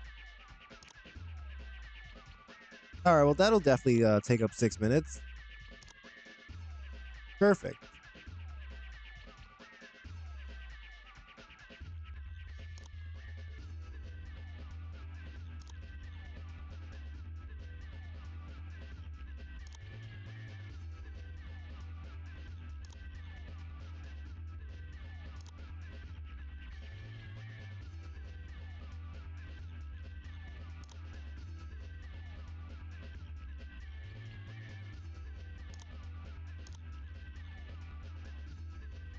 All right, so the Death Riders, after making their presence felt after the main event of the last show, are going to, John Moxley's going to speak more on Kento Miyahara and on why he should get the next title shot and why he is going to, him carrying around the International Championship would prove that he is, in fact, the best wrestler in the world. I like how John Moxley's gimmick is that he's like, he's like 2009 Lil Wayne. He's like, I'm the best wrestler alive. Oh, wait, didn't Max Caster do that already? Yeah, damn.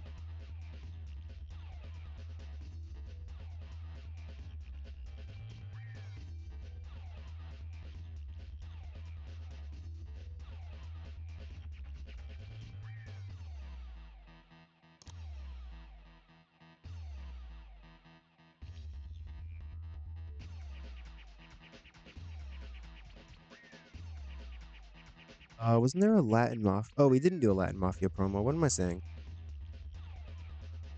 All right, so this John Moxley promo is going to be right here in the middle of the show. We need 3 more minutes. Sir, we're so close.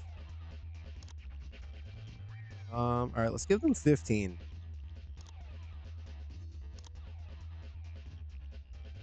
Oh, we don't have a storytelling or a wild brawl. Okay, that's definitely a problem. All right, ladies, tell a story.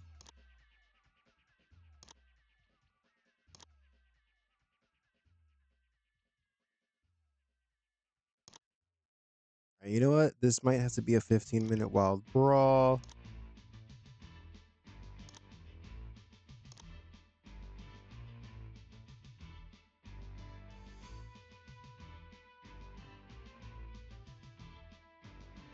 Okay.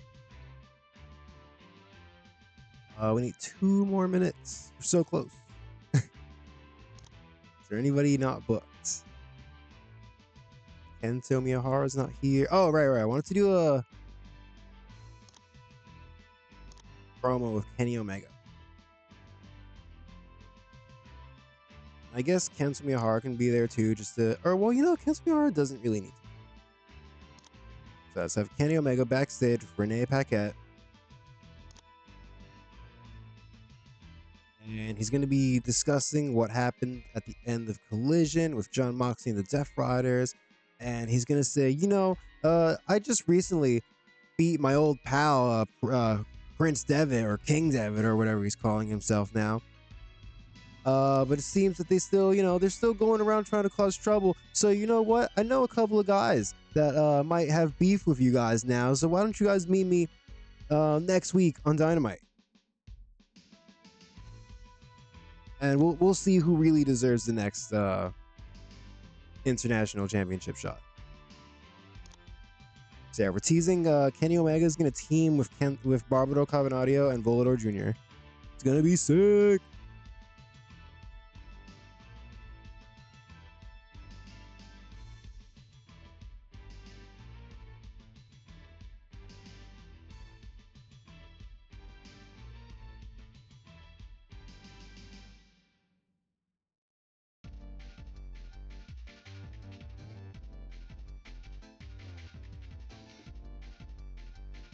Yeah, I'm trying to make up really hard for for forgetting to book Kento Barbaro Cavernario last time. So yeah, we're getting a double dose of him. He's gonna, or if we get to Dynamite, I mean, but yeah, he's gonna team with Kenny Omega.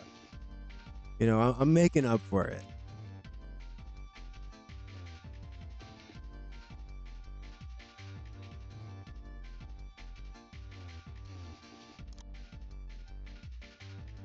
All right, and there you go. That's our show. 116 minutes. We finally did it.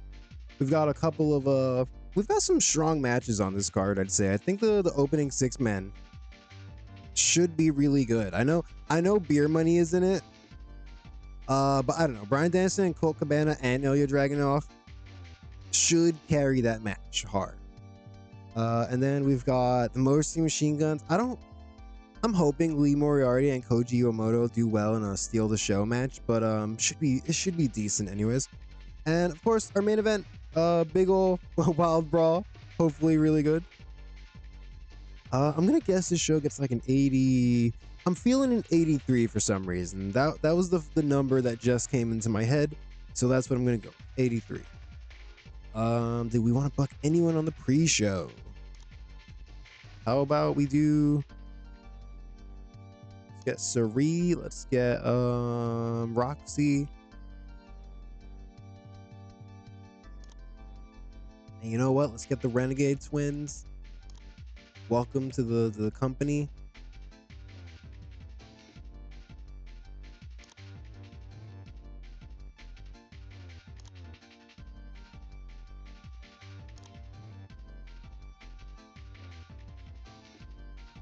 Let's do Hannah Kimura, Kaylee Ray, Sari,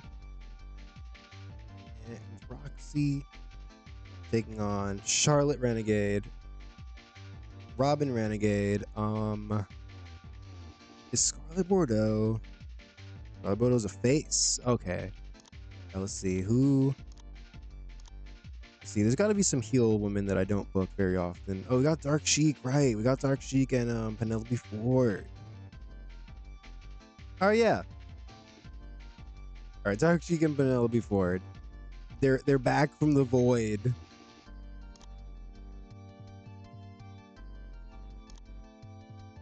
And of course, let's have Hannah Kimura get the win.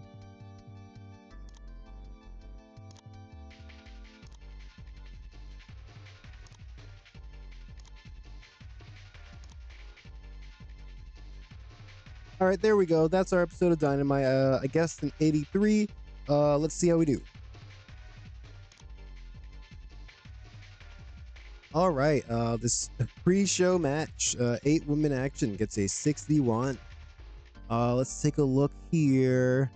Ooh, Robin Renegade got a 14 and Charlotte Renegade got a 25. Well, you know what? All right. This is why we do dark matches. Yeah, they're definitely gonna benefit from hanging out in ROH for a while and getting that training. I don't even remember who the trainers in ROH are right now, but yeah, they'll definitely benefit from being there. Also, Hannah Kimura got a 7. Sari got a 65. Damn. Dark Sheik and Penelope Ford also did good. Wow, everybody's low key getting good. Like while I'm not paying attention. Holy shit, we opened the show with 100 promo from Adam Page. Damn. Way to hype up a match.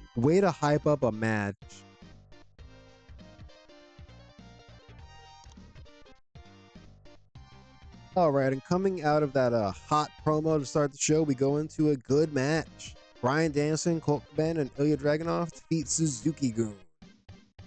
When Colt Cabana submitted James Storm with his inverted Boston Crab. Yeah, Colt Cabana did better than Bryan Danielson in this match. Jesus, dude. All right, yeah, well, shout out to Colt Cabana, 78.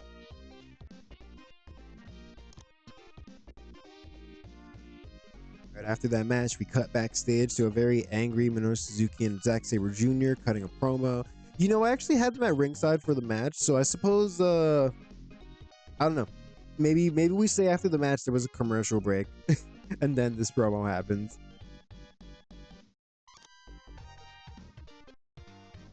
All right, up next, we got a promo from the women's tag team champions, Bigger in Texas.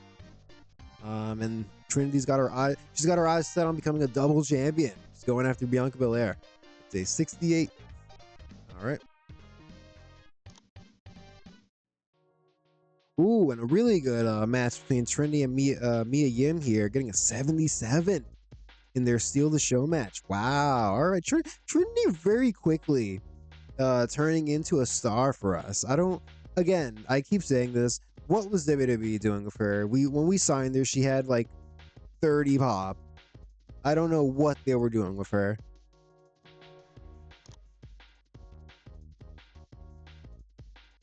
Right, following up that match, we've got Walter cutting a promo about how he will be the next AEW World Champion, and AJ Styles comes out and goads him into a rubber match. He wants to complete the trilogy. He tells him, you know, you call yourself a serious competitor. You say you respect the sport of professional wrestling, but You don't even want to find out which one of us is really better? What are you, some kind of chicken shit? All right, yeah, I got a 77. Although it seems here, the part where AJ Styles came out just fucking bombed. Like the promo was going well, and then AJ Styles came out and he did so bad. But yeah, thank God Walter was there to salvage the promo.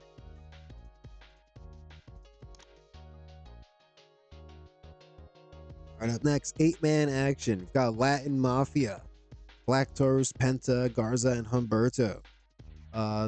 Bringing the fight to Wheeler Yuta, Ultimo Dragon, Fuego del Sol, and El Hijo de Vikingo. In a match against an 80. Wow. Great stuff. Penta low-key, or not even low-key, I'm pretty sure he's a star for us, and I think Ortiz also. Like, a lot of these tag guys are getting really popular. Like, I guess Penta's not really a tag guy anymore now that he's evil. Damn, a 98 promo from Jon Moxley. Wow. All right, I was a little conservative with my guess for how well this show would do, but now I'm rethinking that. I'm second guessing myself. I guessed an 83, but we've had a 100 promo and we've had a 98 promo. They're lucky. Everybody's really hype about this St. Patrick's Day show. All right, and we have to cool the crowd off a bit with this Briscoe Brothers promo. It's a 69. It's just them yelling, "Man up, man up, man up." I remember when that was their catchphrase.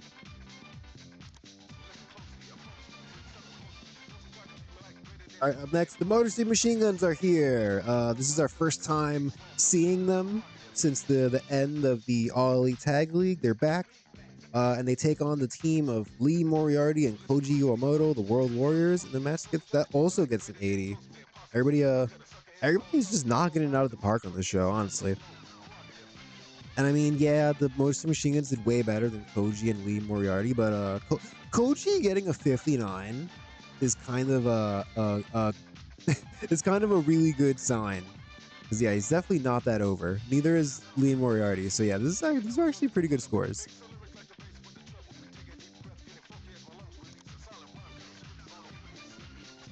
All right, after the match, the Motor City Machine Guns allude to coming to AEW because there was one team that they wanted to wrestle. They're not going to outright say that it's the Young Bucks in this promo, but I put them off screen just so it would tie into the storyline.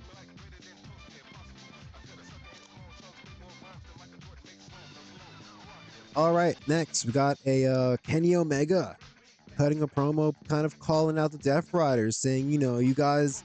I beat Fergal one-on-one, but it seems you guys like to fight in groups. So how about you guys meet me next week on Dynamite? And I know some guys who are willing to wrestle you. Oh yeah, I butchered that promo.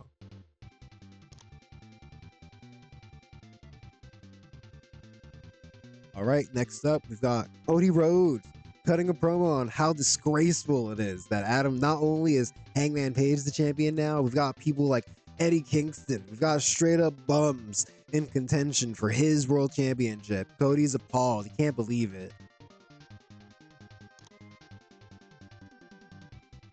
All right, and then in our main event, Adam Page takes on one of the security members, Jeff Cobb, in a match against an 80. It was a wild brawl. Great match. Jeff Cobb did pretty good, 61. All right. Oh, they have great chemistry together. Cool. Or pretty good chemistry, actually. Wow, a 90 episode of Dynamite. Jesus. I mean, yeah, when you have a 100 promo and a 98 promo and an 88 promo and a bunch of 80 matches, yeah, a 90 seems about right. Tremendous show. All right, we made a cool $2 million. We gained pop just about everywhere. All right. Yeah, let's yes, I believe yeah, we're gonna be doing Southern England for the London Calling show, and probably the Midlands or Northern England. for the collision that week. So yeah, it's looking good. It's looking good. Oh well, yeah, I guess it was on the screen, but anyways, I'll show it anyways. Yeah, we're getting up there, man. We're in the high 80s. Yeah, I feel like you need to get to like kind of like the 80s to start getting really like start seeing shows score in the 90s. We haven't been to Puerto Rico in 197 days. Gotta go back. I think that's probably gonna be more of a every summer thing though. We do the Puerto Rican vacation.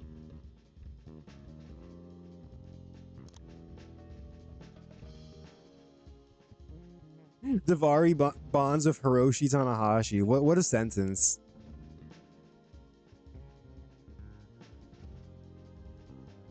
New Japan Anniversary Show. Will Ospreay defeated Tetsuya Naito. All right. Just breaking kayfabe. So much for his broken neck.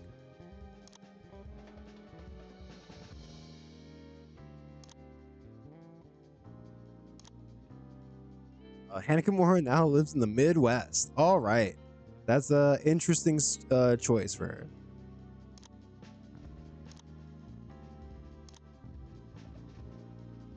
Oh, Pento Miyahara giving a shout out to Trinity of all people. That's interesting. All right, real recognize real. Do we have to book an episode of Dark this week? Oh, thank God we don't. All right, cool. So you know what? Let's advance here, and we're gonna at least try to get in that next episode of Collision in this episode. And yeah, then we'll see what we do after that. I doubt we'll be able to get the episode of Dynamite in too. But yeah, Collision. All right, let's see what's going on here. Those load screens kill me, man. They're so long. I keep meaning to delete the 98 save. I think I'm just done playing it, and I think that would probably help with the load times. All right, Curtis Chapman relocated to the Mid-Atlantic. Zachary Wentz left all of his indie companies, and we did not sign Nikki Bella. Hey, let's once again, it's time to take a look at the news stories. Let's see, nothing too interesting. No. Killdozer wins championship. Who is that? All right, I guess this is Killdozer. He is, in fact, a hardcore wrestler. All right, I'm glad we cleared that up. Martina relocated. Psycho Clown relocated. Trey Miguel leaving all of his companies. William Regal being brought in by Revolver. William Regal just a free agent. I completely forgot that. Oh, it's Killdozer's Matt Tremont. Oh, you know what's funny? I feel like I think I've seen him once live. I think I saw him one time because I used to have a coworker who was an indie wrestler. I'm so sorry to him. I do not remember what his wrestling name was. But yeah, I went to support him once. I went to some random indie show in some like I think it was in like Gravesend or some neighborhood that I'm never gonna probably go back to. I've never been to before. Will probably never go to again. And yeah, I remember on the show there was a match. It was God, what's the guy's name? That guy with the retro gimmick. I'm blanking on his name, but that guy, I believe he's a Noah now. But yeah, he had a match with David Starr. Boo. And my coworker wrestled Matt Tremont. They didn't do anything hardcore though, unfortunately. I think they just had like a kind of a brawl, you know. The most hardcore thing they did was like fight on the outside of the ring. But yeah, they didn't do any weapons. But yeah, it was kind of funny seeing my coworker versus some hardcore wrestler.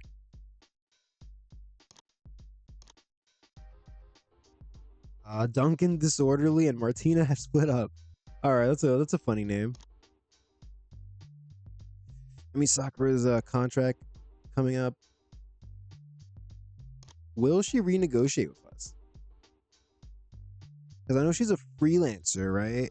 So I think we can only offer her like 90 days at a time, or 9 months at a time. I mean, like that.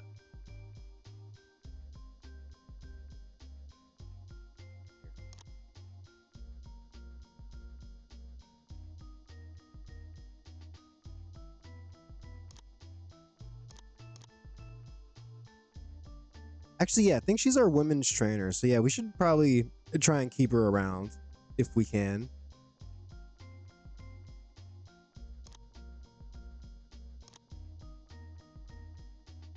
What did John Moxley do in Japan?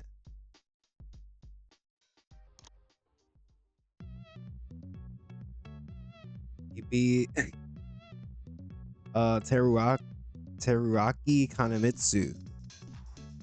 All right, I don't know this guy. I don't know if he's a real guy or not, but all right, good for New Japan.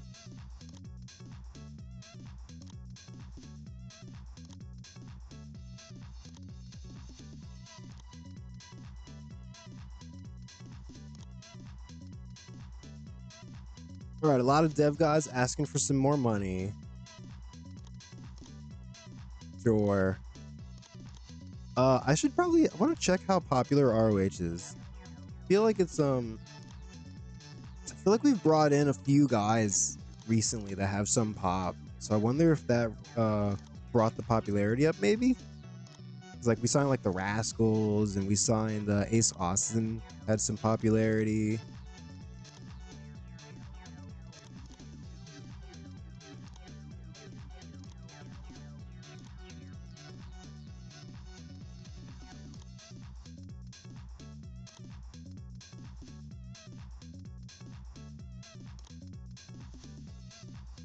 All right, well, it seems like they're slowly trending upwards, which is fine, as long as they're not losing popularity. Also, while I'm looking, who is the head trainer? Pat Buck. Okay, I've been this whole time. I've been like, if Ultimo Dragon is here on the main roster now, who's training people in Dev? It's Pat Buck, of course. Of course, I should have known.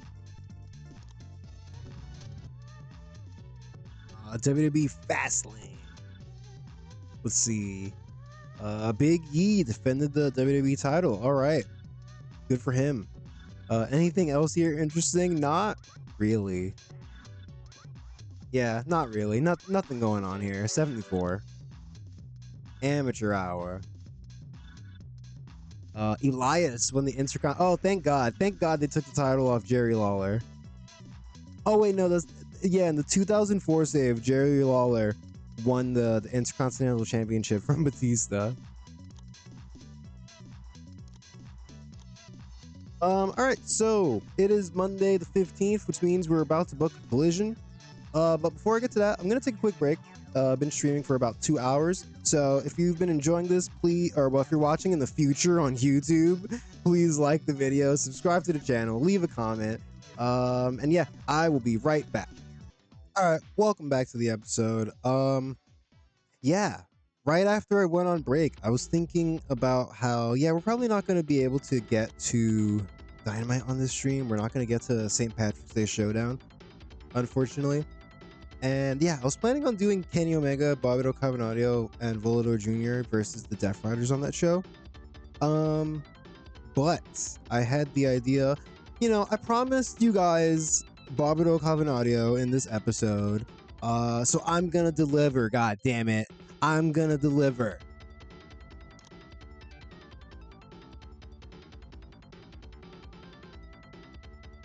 Oh yeah, that's just to say I borrowed Barbaro Cavernario and Volador Jr. They're gonna be in attack match.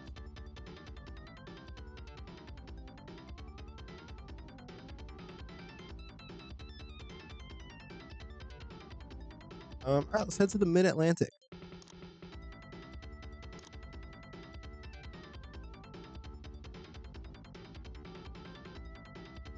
Let's go to the Richmond Coliseum, Richmond, Virginia.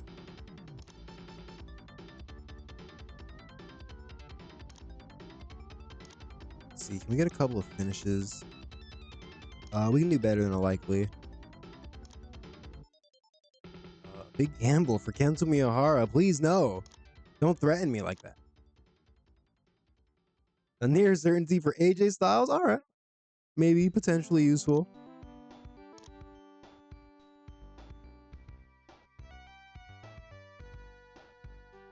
Alright, Andrade and Chris Sabin getting into a heated argument. Oh, boys, settle down. Relax. Andrade has the egomaniac personality type. That's kind of crazy. Kind of crazy. Although I know like his reputation recently has gotten better than it used to be. But I don't know if I would ever say he was an egomaniac. Then again, I don't know. I've never met the guy. Brody Lee and Jimmy Cordera is getting into a heated argument. Jimmy, my guy, Jimmy, relax. We care about you. Please don't do it. Don't piss off Brody Lee. He'll kill you. He's huge. Davina training Cody. James Storm doing funny cartoon drawings of his colleagues. Oh, that's nice of him. Trying to lighten up the mood after the big bust up between Brody Lee and Jimmy Corderas. Maria Kanellis and Kimberly getting on well backstage. Maria, we haven't done anything for Maria in a while. We need something for her to announce.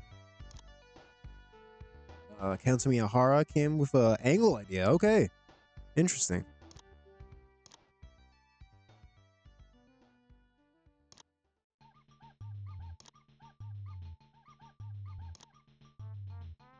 Here we go. It's the collision before St. Patrick's Day Showdown. So let's see what we got. Well, how could I forget? We're doing the Death Riders versus the Rascals. So yeah, this should be a fun match, and it's also gonna lead into our upcoming trios match. So yeah, we're doing a lot of build for for a random trios match. All right, Zachary Wentz, Trey Miguel, and Desmond Xavier. Oh my god, I remembered all three of their names. That's got to be a first. I'm evolving.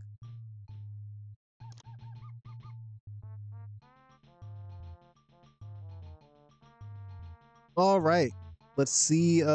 We got Pac, we got Fergal, we got Shingo taking on Desmond, Zach, and Trey.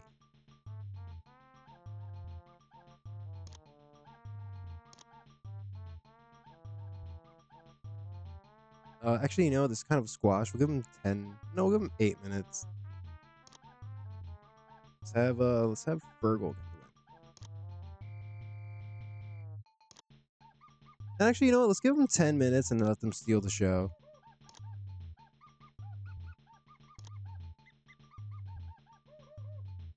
All right, so the Death Riders making their presence felt, showing their force, taking on the Rascals.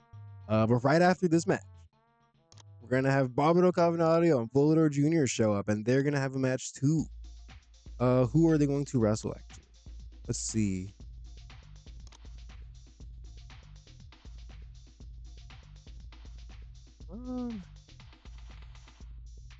The Butcher and the Blade are still here.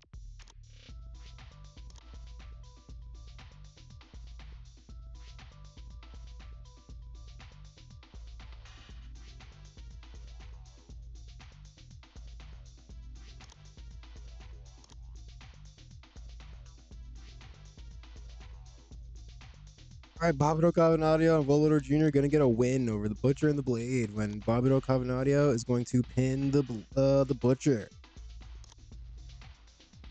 Open match. Please do not call it in the ring.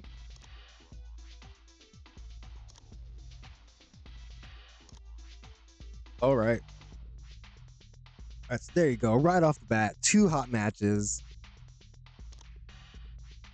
Very collision-esque. Oh, we got a third tag match. We got the Fatus taking on the Kingdom. How good was their last match? Let's see. Because this could potentially be the main event, maybe not.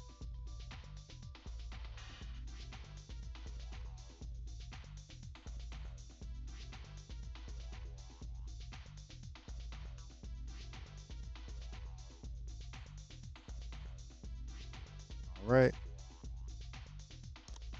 Also, yeah, remember the Kingdom got a upset victory over the Fatus, and actually, they ruined their chances of winning the tournament. If the Fatus would have won that match, they would have been tied with the Young Bucks, and they would have gone to a sudden death eliminator.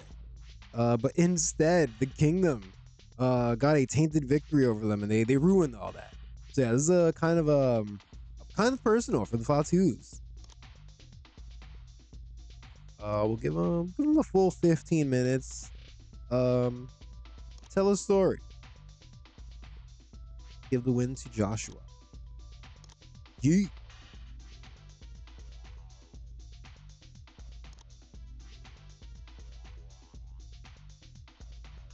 And you know what? We're gonna have the best friends and FTR both at ringside.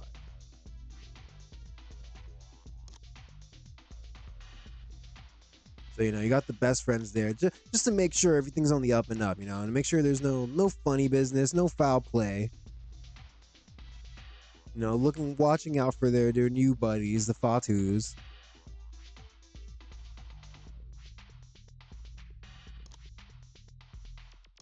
Oh, I forgot to check.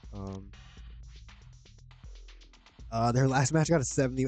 I think it was also a storytelling match. Damn, maybe not main event material, but pretty good.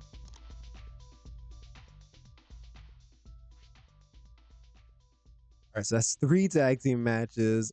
We need a main event and a women's match. And maybe or well, I was gonna say a cruiserweight match, but I mean we've got like the Rascals and the Death Riders and Barbaro Cavernario and Volador Jr. all on the show.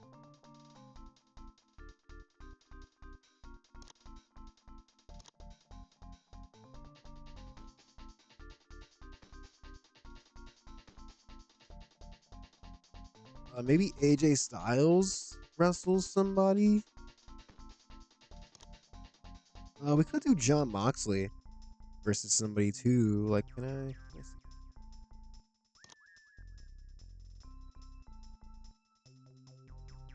What is this picture of Kenta? I don't like it.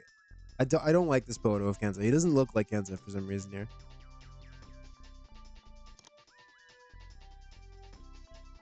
All right, let's see.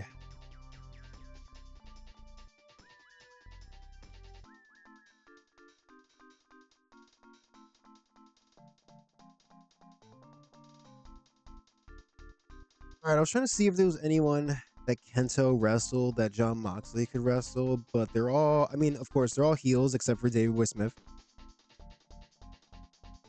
I mean, yeah, he wrestled Mike Bailey and Rev Pro, but we're trying to get Mike Bailey's momentum back on track and get him recognizable. I don't think feeding him to John Moxley is the move right now.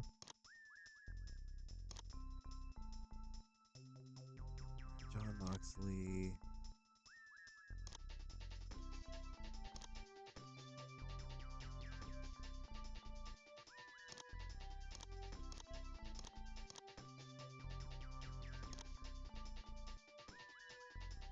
It might be better to just do an AJ Styles match and a John Moxley promo. Yeah, let's do that. AJ Styles, who are you gonna wrestle?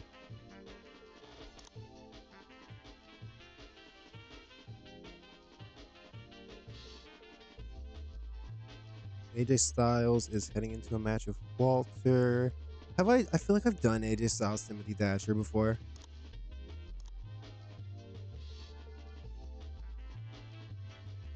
I did it on Collision and I got a 67. Damn. Not what we're looking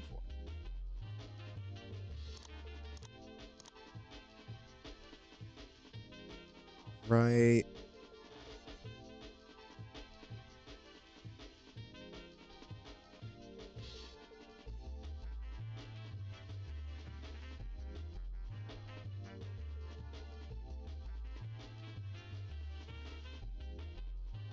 I really don't know who he can.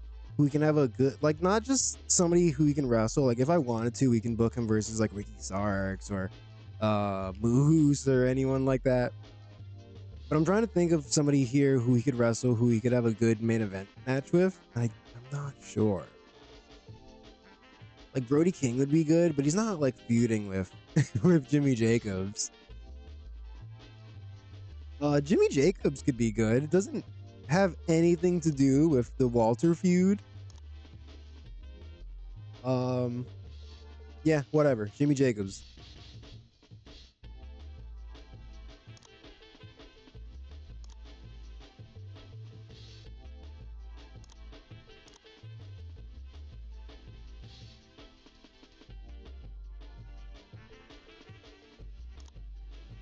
So before taking on Walter, for some reason, AJ Styles has to overcome the enzyme.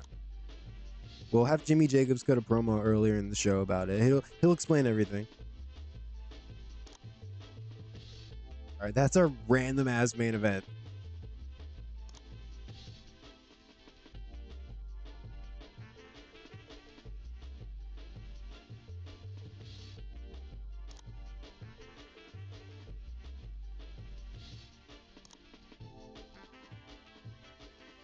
All right, Jimmy Jacobs backstage cutting a promo on AJ Styles. Maybe he's kind of summarizing what's been going on in AJ Styles' storyline, where he's like, oh, like, your friend got hurt and first you wanted to get revenge, and now, you got your revenge already, but you're not satisfied, AJ. Now you're just doing it for your ego. Now you just want the attention. You just want all eyes on you, on AJ Styles. That was pretty good. That was a pretty good justification I pulled out of my ass.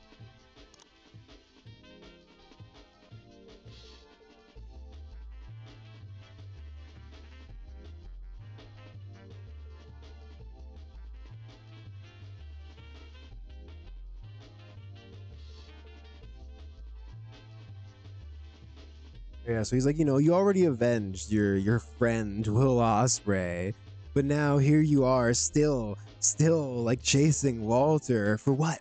For what, AJ?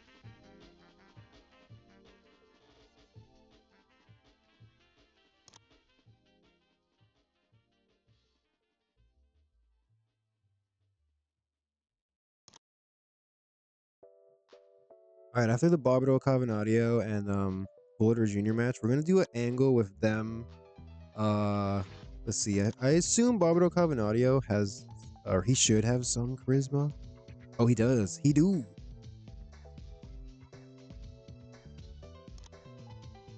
All right, yeah. So we're gonna send Kenny Omega out there, and we're just gonna have them work the crowd after the match. Actually, no. Quick 3-minute promo. We're gonna have Kenny Omega basically just cut a promo saying, like, I'll see you guys on Wednesday. So, because yeah, last time he left it kind of open ended. This time it's straight up like, hey, me and these guys versus you guys.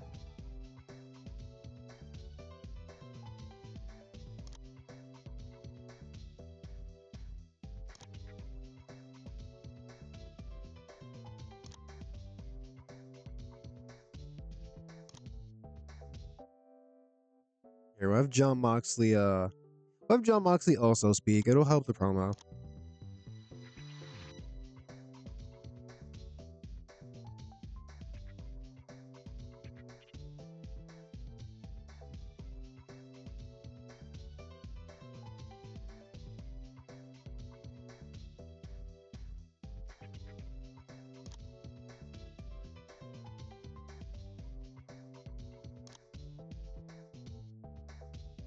You know what? I feel like this doesn't need to be quick entrances. Whoops. Up.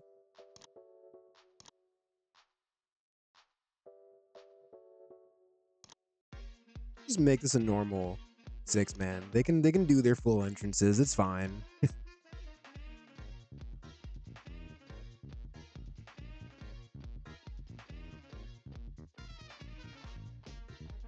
All right, we should probably do some women's stuff. Maybe give Bianca Belair a squash. And if it's a squash match, we could probably fit another match on the card. So maybe we do, I don't know, we'll figure it out. We could do Lady Maravilla again, or we could do like Hana Kimura teaming with Kaylee Ray versus somebody.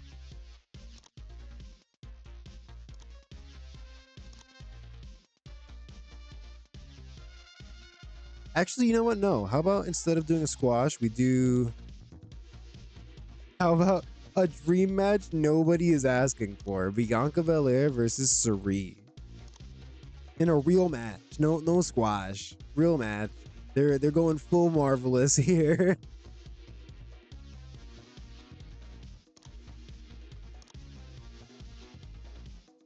Or give them 13 minutes. And Bianca Belair is going to get the win, but not without a bit of a struggle.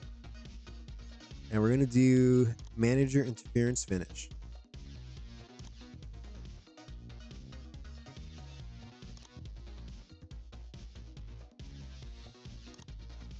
Also, just in case this match is good, I would like it to tie into the storyline. So let's get Trinity to be at ringside.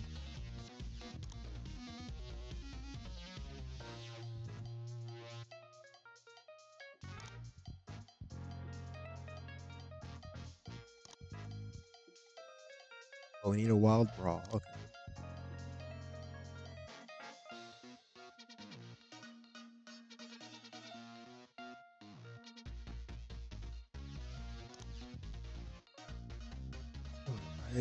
All right. Can one of these matches be a wild brawl, or do we like? Should we book a?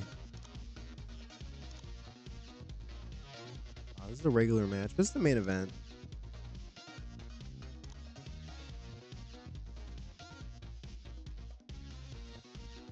Barbaro Cavernario can brawl. Oh. All right, here we go.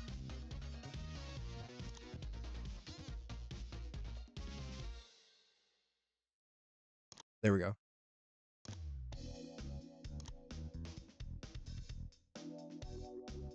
All right, we need 33 more minutes. You know, I feel like I had Adam Page and Eddie Kingston both cut their final promos before their match on Dynamite, but here we are at Collision, and now we need to fill time. So we need to do something. How about I know, we'll do a backstage face-to-face confrontation. The final face-off before we'll do it in the ring. The final face-off before their big match. This is a good reason to get Maria out here. Let's get Eddie Kingston out here. All right, so this has been a really hot feud. It's been two guys who are really good on the mic, really passionate baby faces. This is a hot feud, and yeah, we're gonna bring things to a boil here with a very dramatic face-to-face promo.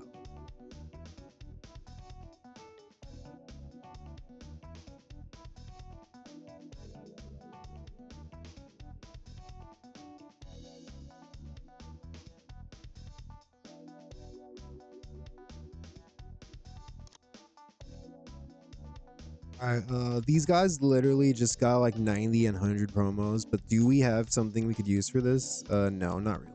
All right, well, I trust them, and I have faith in Maria. If anything, Maria will carry. That's gonna be right before the main event.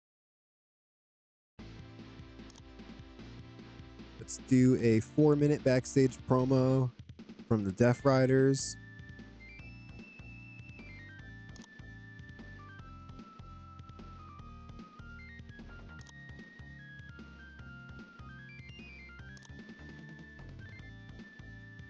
John Moxley can he's amused by he's amused by Kenny Omega and Barbaro Cavernario, their defiance. He's actually kind of impressed at how they're standing up to him in the Death Riders, but you know, he admires that, but that's as far as he'll go. He's like, at the end of the day, you know, if you guys want us to go out there and make an example out of you, we'll do that. See you Wednesday.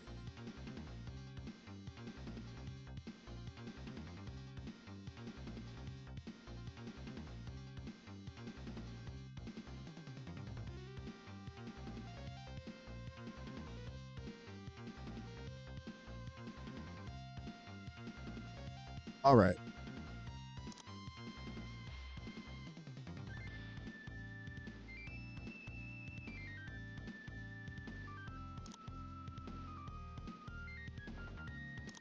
And you know what? This is the final face-off. Let's give him extra time. Let's give him 8 whole minutes. This is serious. This is a serious feud between two serious baby faces. All right. We should also probably have the Fatus put a promo.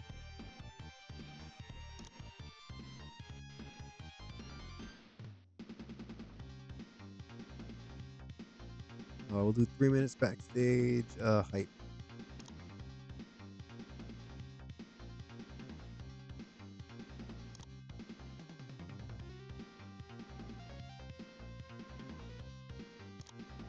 All right, we got the Fatus backstage with Melissa.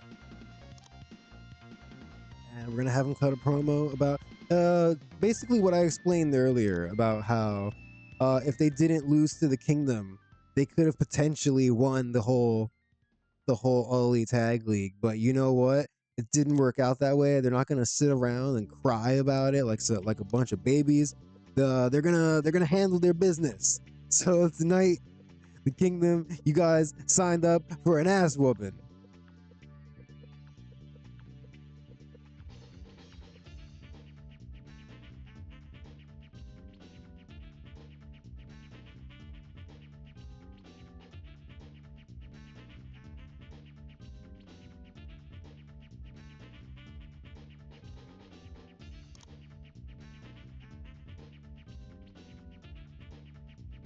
And so be right for their match.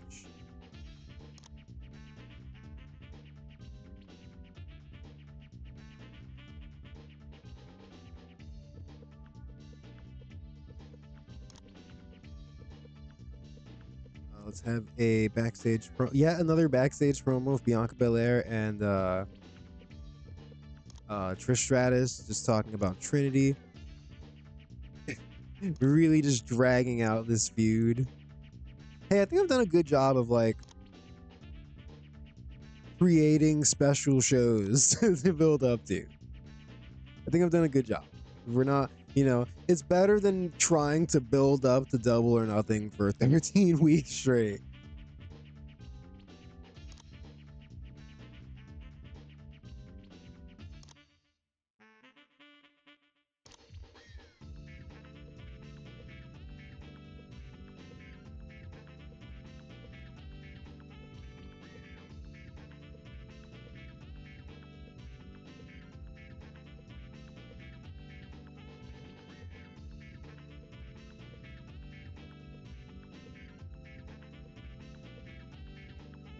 All right, yeah, she's gonna cut a promo, giving her a stern warning.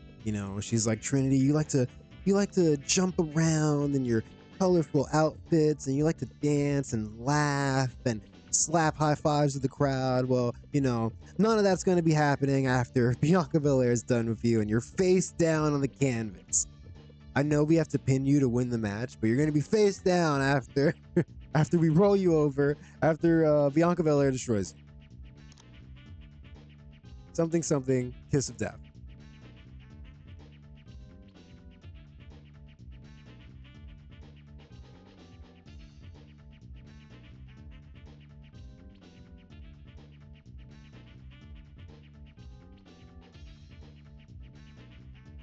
Okay, we'll just move this to after their match.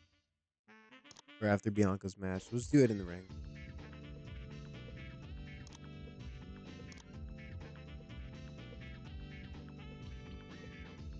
All right, we need 15 more minutes. Can we get another match on here? Let's see. We got 1, 2, 3, 4, 5. But the first two are pretty short. We only have 15 minutes. And actually, we need something to open the show.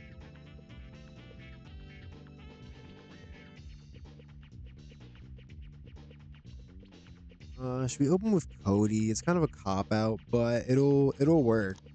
He'll get the job done. Oh, there's Bryan Danielson.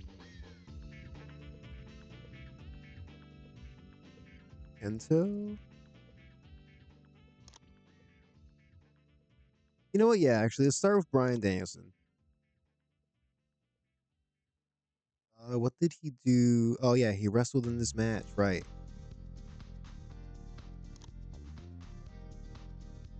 Although I don't have his match with Suzuki is not happening on St. Patrick's Day Showdown. It's happening the week after. But anyways, Bryan Danielson promo.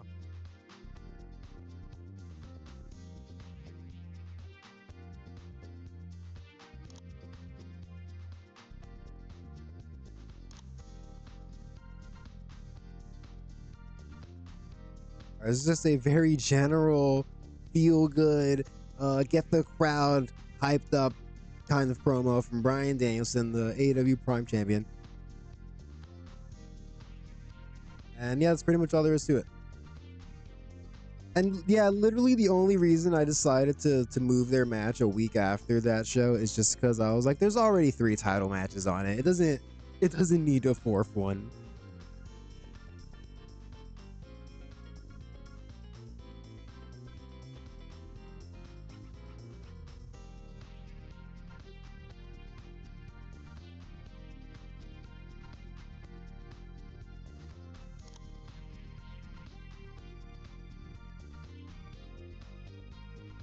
All right, 9 more minutes.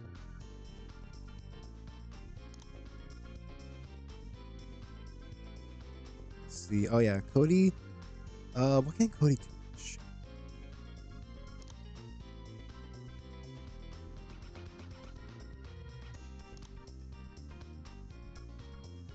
I don't know. Let's give Cody a tease.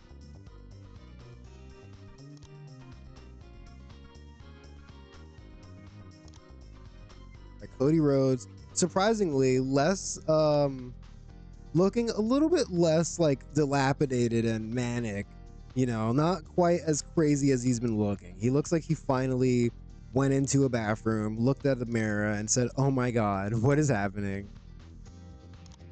But yeah, he's still kind of tweaking a bit, and he's gonna cut a promo basically just saying, like, you know, they think they can just write me off. They think they can just forget about me. He's cutting that SpongeBob promo after they think they can just get rid of me as just like some kind of piece of trash. Who's the security detail? Jonah Rock, Jeff Cobb, and Josh Alexander. All right, there we go.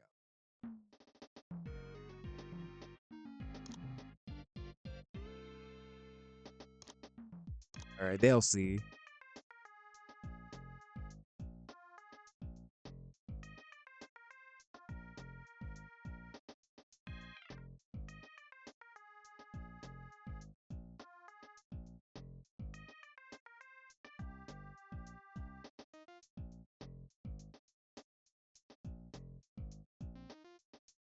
I don't think so.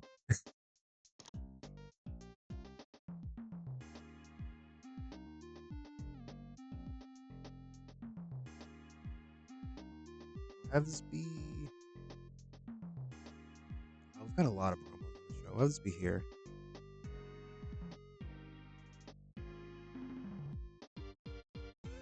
All right, and we've got 6 minutes. All right,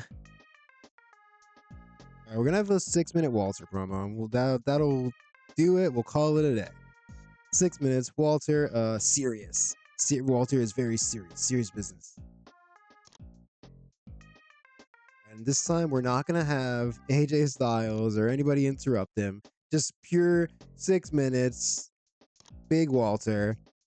Well, first of all, he's basically going to say, like AJ Styles, you know, you think you're so cute, you know, getting the crowd to chant with you, calling me little names, attacking my manhood, my pride. But next week at St. Patrick's Day Showdown, you are going to regret those decisions very dearly. After I send you to the same hospital where your friend Will Ospreay is lying in a bed right now. He's probably out of the hospital by this point, but you know.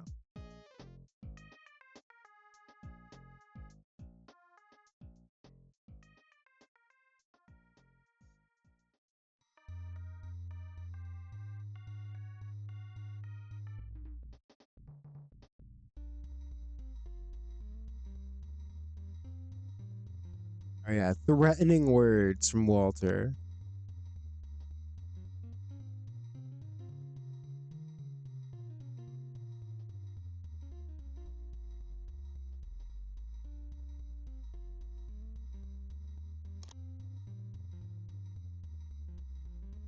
All right, and there you go, 115 minutes.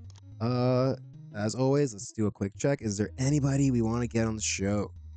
Kento Miyahara, obviously major star, but not the greatest promo, so I think he can sit this one out.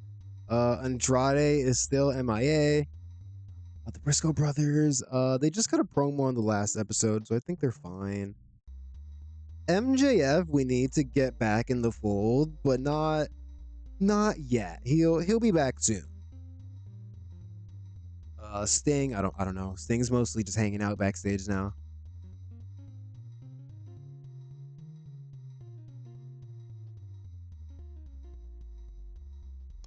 I guess that means that's it. I guess there's nothing else to book.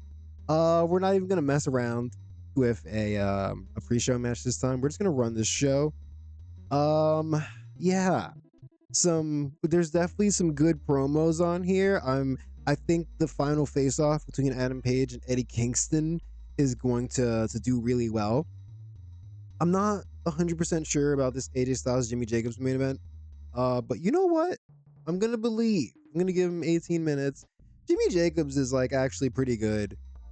He might actually be a little bit better than AJ Styles. So, maybe not. Maybe it won't be the worst main event, but I'm gonna play it safe.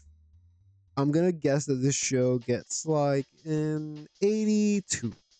An 82 conservative guess. All right, let's go.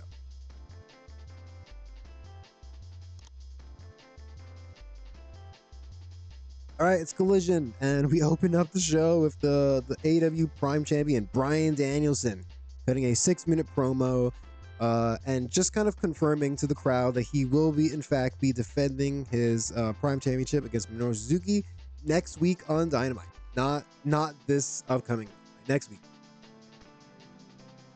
Everybody write it. Make sure to write it down. Don't forget.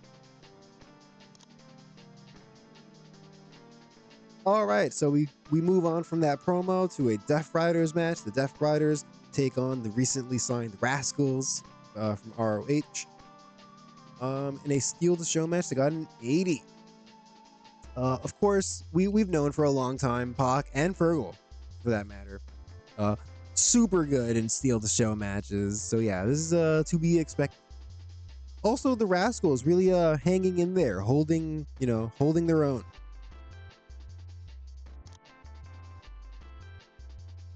All right, then immediately when that match ends, we get the music of Barbaro Cavernario and Volador Jr. hitting. They make their way to the ring for a tag match against the Butcher and the Blade, which ends up being a wild brawl. The Death Riders going out there and having a match where they're doing cool moves and stuff. The Luchadors coming out and showing, hey, you guys think you're good at lucha? Well, we know how to fight. We know how to wrestle your style too. All right, 62, decent match. Yeah, the Butcher should be out of here soon, though, unfortunately.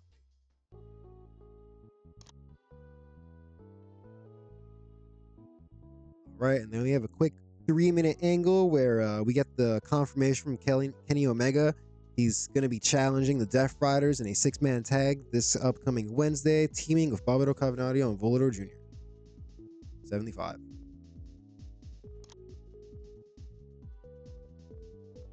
All right, and here we have a surprisingly competitive match. Maybe the story of this match could be that like Bianca Belair starts off, super confident, super cocky. She's toying with her prey. She's playing with her food, whatever saying you want to use.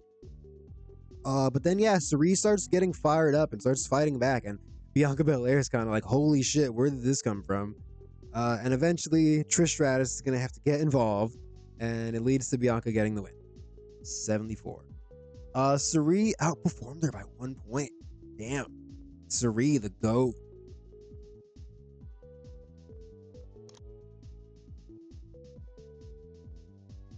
Right, and then after the match, we get a promo from Trish and Bianca Belair, just kind of running down the next title challenger they've got coming up, Trinity. 7-3. All right, pretty decent. I think having only Trish speak, in fact, did help the promo.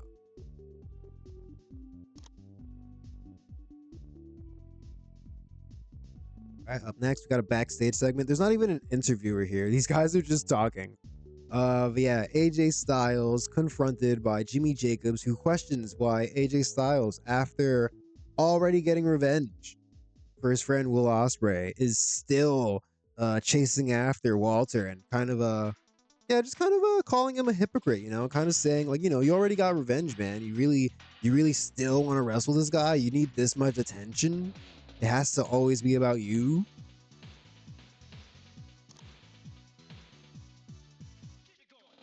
All right, we've got a quick 3-minute promo from the former world champ Cody. Gets a 75. Cody making very vague threats. That's one of our favorite angles around here. Somebody making vague threats, being very non-specific.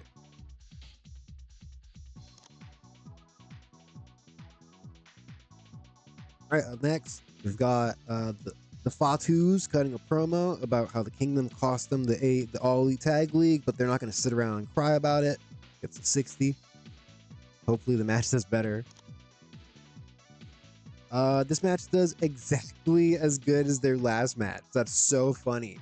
Another 71. All right, at least it wasn't bad, right? At least it wasn't a bad match. All right, the Fatus this time get the win over the Kingdom. This match was designed to tell a specific story. All right, up next, we've got Walter making his way to the ring to this time cut an uninterrupted promo on AJ Styles. It's a 77.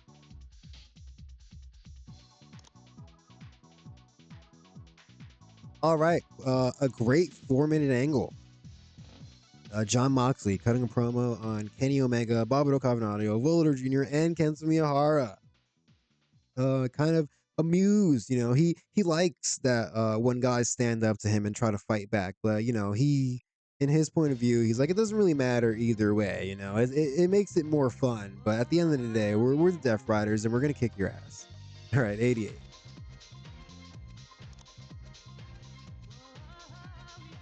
All right, this final face off between Adam Page and Eddie Kingston, not quite the 100 I was hoping for. I was really gassed up off of their promos on Dynamite, but 84, still really good. Really hyped up the crowd for this next world title match.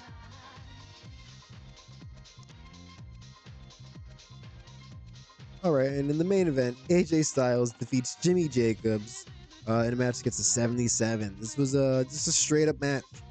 AJ Styles gets the win. All right, yeah, he actually did 2 points better than Jimmy Jacobs.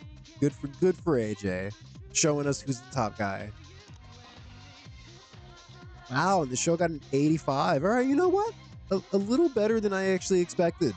Even seeing that 77 main event, I was fully ready to see like an 80 score, but an 85, will we take that?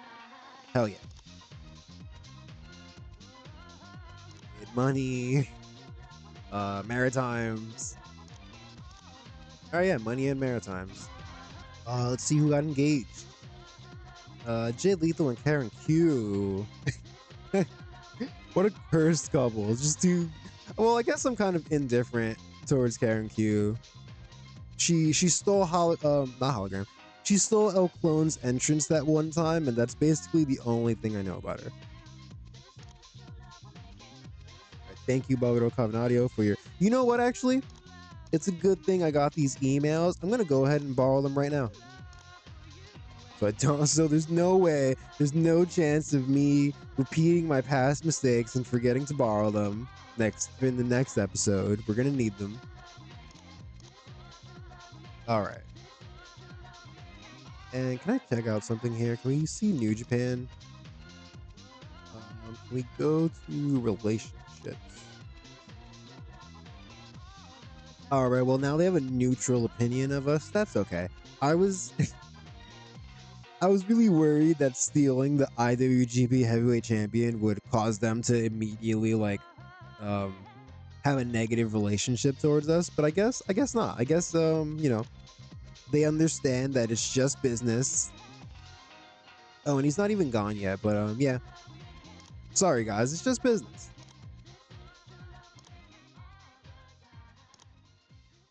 All right, Emi Sakura gonna be hanging around in Dev for a little bit longer. Thank you, Emi.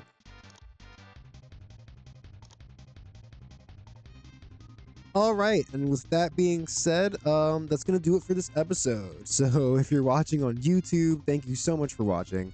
Please like the video, leave a comment, subscribe to the channel, and you can catch me on Twitch at @hijo_de_amigo.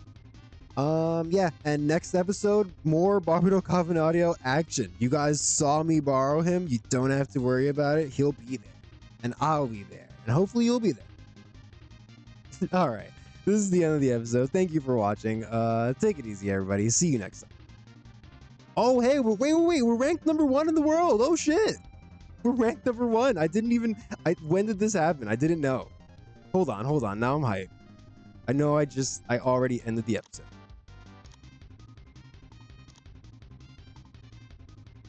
Oh, well, it still says we lost the last area battle, but that doesn't matter. We're #1. Woo! All right, for real now. This is the end of the episode. Thank you for watching. See ya.